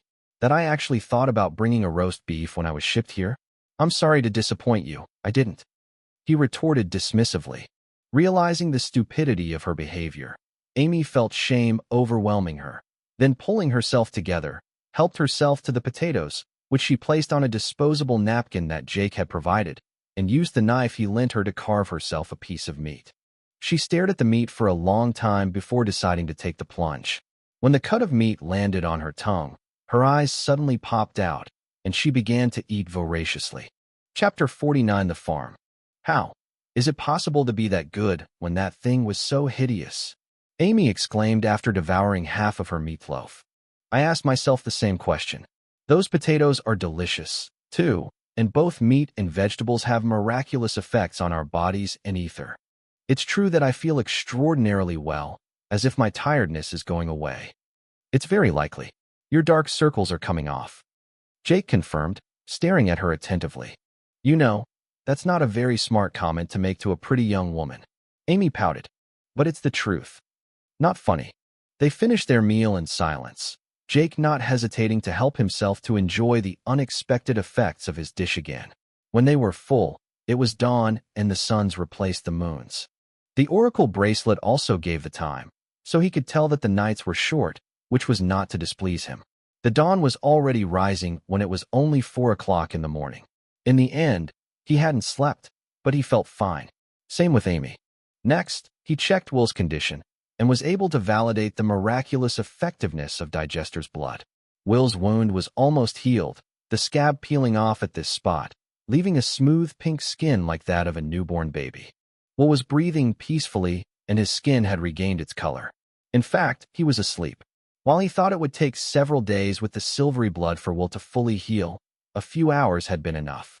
The lung had probably not yet healed, and Will should probably moderate his ardor during the next few days. Nevertheless, if he drank digester blood regularly, who knows, he might be cured faster than expected. Believing they should be back on the road soon, Jake gently shook Will, trying to wake him up as quietly as possible. He had explained his condition to Amy, and behind his shoulder Amy glanced anxiously at the convalescent. His worries turned out to be unfounded. The businessman suddenly opened his eyes, and his gaze was sharp and alert. He seemed perfectly awake. I survived?" Will asked no one in particular, with a dubious look on his face. "Yes, but it was close," Jake explained. "Next time, try not to get your lung impaled by one of those things." "Did you save me?" "You could say that. Although the credit goes to the blood of those monsters and the ether in the atmosphere. At this point, you could almost call it a healing potion. Extra. I mean for being alive, not for drinking alien blood." Will justified himself, realizing that his enthusiasm was somewhat excessive for someone returning from beyond the grave. "However, now that you're better, I'd like to get back on the road," Jake announced, breaking the brief complicity between the duo. "There's food by the fire. Don't forget to soak up the ether from the digesti you defeated, so you didn't almost die for nothing." "You too, Amy." The two companions nodded with embarrassment, especially Amy, who hadn't really been hurt and had really forgotten to absorb her victim's ether. After defeating a digester, Amy and Will had finally been promoted to rank 1 recruits, and could now absorb the ether as well. Jake reminded them of the absorption procedure and how to store it if they wanted to, and then let them experience what he said for themselves. He also explained the benefits and risks of absorbing ether directly. None of them took this step. A moment later, all the ether had been stored, and Will stared lovingly at the digester's roasted meat, which was kept at the right temperature by the embers of the dying fire. He, too, had never tasted anything so delicious. Jake explained again to him and Amy the effect of the dish on their bodies and ether before finally getting back on the road. They quickly crossed the plain to penetrate a new wood, this time of conifers, with less dense vegetation and little tall grass. which was not to displease them. This meant less risk of ambush by the digesters, but also less discretion in doing their business. Amy had walked several hundred meters to pee behind a tree for fear of being heard. So, if a digester attacked her, she would have been screwed. When the sun was high in the sky, they fell in the heart of the woods on a group of intact buildings surrounded by wooden enclosures. A farm. The main building must have been the residential part, but a barn, a stable, and a henhouse could easily be distinguished from their position. As they approached, they saw other pens, and with undisguised astonishment, animals. Many animals. The hens were clucking, the roosters were crowing, the sheep were bleating, the cows were bellowing, the rabbits were yelping. In all, several hundred animals squealing and struggling in their cages and pens, probably locked up since being teleported by the World Eater. Jake was debating the odds of spending the night on B842 without any of these animals being devoured by digesters, despite the ruckus they were making. Perhaps the digesters perceived a threat in the number of animals in the farm and chose to ignore them. No way. However, as he approached one of the pens, he noticed that most of them were actually open. Most of the pens were partially empty despite the large number of animals remaining. It was easy to explain. The animals also had an oracle device. Those that had more advanced survival instincts, were more intelligent or bold, had escaped at the first opportunity. The rest of the cattle, too conditioned or too used to the farm to leave on their own, had stayed behind. As they moved forward, they recognized the stretch of dirt road that was to lead to the settlement. It had been cut clean a few meters after it left the farm, and there should have been, according to Jake, many more animals and pens than that initially. He was sure of this because one of the buildings was missing half of its structure and the section was so clean that it was troubling. The animals, probably pigs, given the nature of the pen, had long ago vacated the premises, free from their prison. Unfortunately, perhaps it would have been better for them to have remained locked up, for on their way the group had neither seen nor heard a single pig. They could only hope for them to have gone in a different direction. Once in front of the most spacious building, Jake picked the lock of the residence, a large ivy-covered stone house. With the shutters open, they discovered a large, perfectly maintained living room. The parquet flooring was shiny, the furniture was modern and sober, contrary to what one might have expected from a farmhouse lost in the woods, and an imposing wall-mounted flat screen faced an equally imposing dark leather sofa. A fragrance of orange blossom gently attacked their nostrils, indicating that the housework had been done very recently. However, the house was empty. The only explanation the group could think of was that the residents were not at home when the farm was moved, or that they were in the other part of the farm. The last hypothesis, not insignificant, was that they had gone exploring and that the digesters had dealt with them. Otherwise, they would have come back to look after the animals. Besides, the racket coming from the pens was mainly due to the thirst and hunger of the animals, since as they had noticed in passing, the watering and feeding troughs were empty. Considering the residents as dead or permanently missing, Jake undertook to rob the property of everything that could be useful to him during their journey. Will and Amy, see if you can find any backpacks or hiking gear. If you find anything handy in your size, don't get emotional, understand? Jake ordered, in a serious tone. They made an indignant expression, but in the end they nodded and began to look for something that might be of practical use to them. After all, they had survived a hellish night, and they were well aware that without Jake's equipment, they would already be dead. On top of that, they felt more than a little guilty when they saw Jake carrying his huge package alone without asking them anything. Meanwhile, Jake went through the drawers one by one looking for strings and duct tape, the two resources he had almost run out of the day before and thought he might have to use again someday. Eventually, he found the tape, but no traces of rope or string. He then went to the kitchen, where he sorted the food according to what could be preserved for a long time or not. Naturally, everything that ran on electricity was unusable, and the fresh produce inside the refrigerator had already started to rot, especially meat and fish. Nevertheless, he found enough canned goods to enrich his variety of food, even though under normal circumstances he would have had to pay for it to accept eating canned cassoulet or sauerkraut. But the situation being what it was, he did not intend to be a picky eater. Chapter 50: The Loss of Innocence. By the time Amy and Will returned, he had finished sorting the food, and they had found a bag and clothes matching their size. Will had found a hiking backpack similar to Jake's, but of much lower quality, while he had swapped his suit for a pair of trellis pants, a black t-shirt, a large sweater, and a pair of waterproof farm boots. Bad luck for him. The shoes were in the missing part of the house. The mix wasn't quite right, and the clothes were a little too big for him, but at least he was comfortable and ready for adventure. As for Amy, she had also found a hiking backpack and a tent, indicating that the resident couple were avid campers and hikers. She had exchanged her jeans, deliberately torn by Jake, for a pair of jogging pants, and was now wearing a fleece over her brown top. The outfit was a hair too big, but it did the job. They had also filled their new bags with a change of clothes. "This is much better." Jake congratulated them, giving them a rare smile. "Fill your bags with everything I've sorted on the table, as much as you can carry, and we'll be on our way. Also check the bathrooms, if you haven't already, for pharmaceuticals and body hygiene." "Already done," Amy proudly replied. "We've already taken everything that could be useful." As for the pharmacy, all they had was an empty box of paracetamol. When people say that people in the country are healthier than those in the city, I guess it's not a stretch. Too bad. But I suppose it would have been too good if they had a first aid kit or empty vials. Jake was complaining, but he still found small 50 cl bottles of water that he chose to use as a makeshift container for his next digester's bloodletting. Will and Amy's bags were fully loaded a few minutes later, and after a well-deserved snack, they felt it was time to leave. However, as they left the house and walked past the pens again, Jake met the starving gaze of a cow, and at that moment, a horrible but impossible to ignore idea popped into his mind. He suddenly stopped walking, lost in thought. "What's going on? What's going on?" Will asked, inquisitive by nature.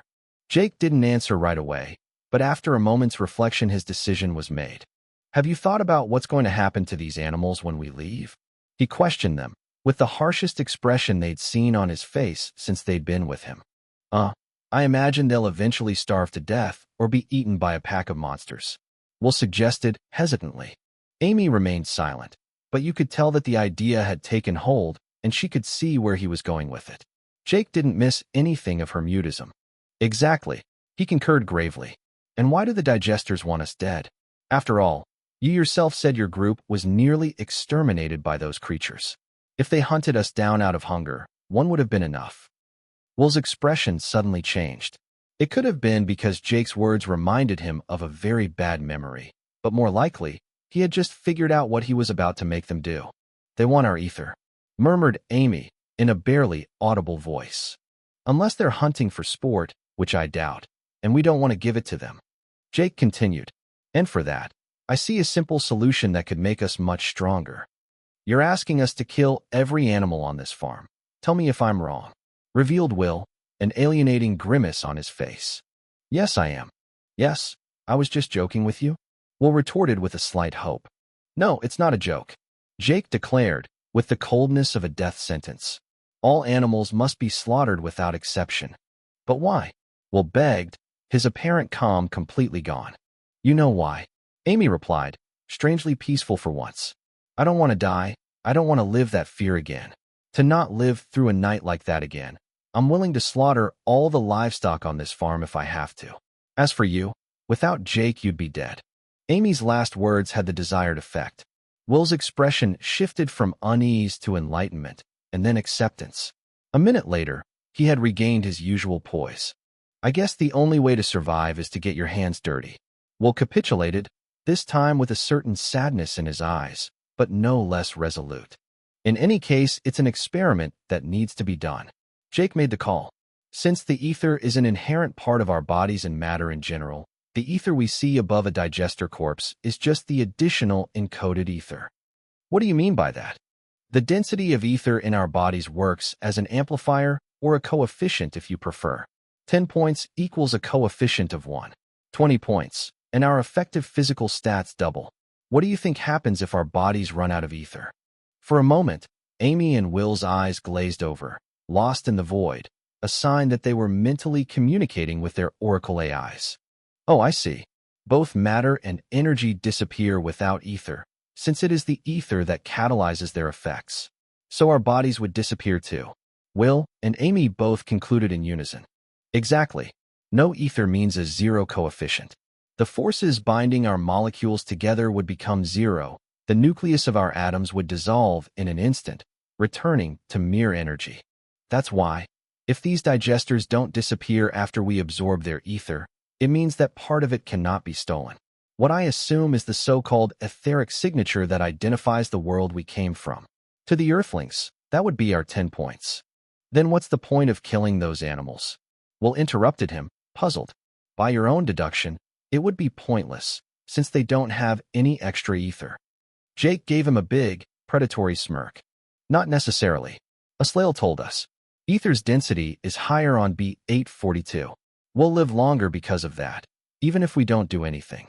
This does not appear in our ether status, since this ether is not related to our ether code, but we definitely feel its effects.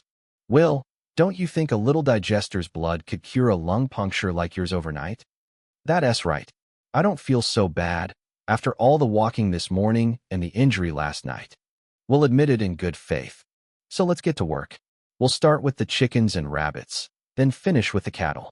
Planned Jake in the most inexpressive tone he felt he could muster.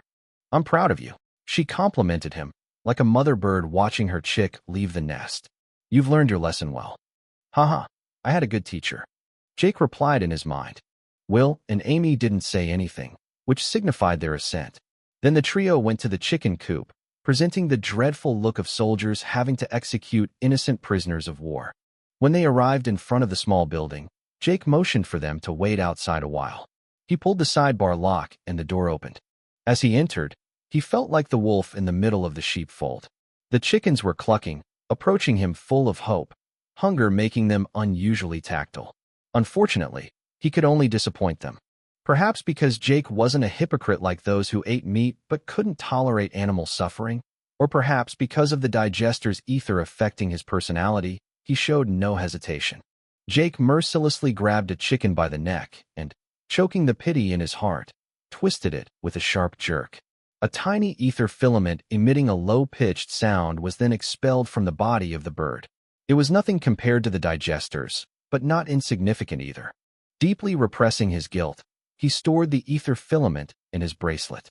He threw the hen's corpse into a corner of the chicken coop without giving it a look and came out under the stunned gaze of Amy and Will, and a crunch salivating at the sight of all those plump chickens. He didn't close the pen. These animals had an oracle device just like them. The coach must have been giving them non-stop alerts since they arrived. If they didn't run away after that, then there was no need for scruples, since a digester or another predator would do it for them. A few chickens escaped, but the majority remained confined to the chicken coop. Their fate had been sealed at that very moment. What happened? Will inquired, in a nervous tone.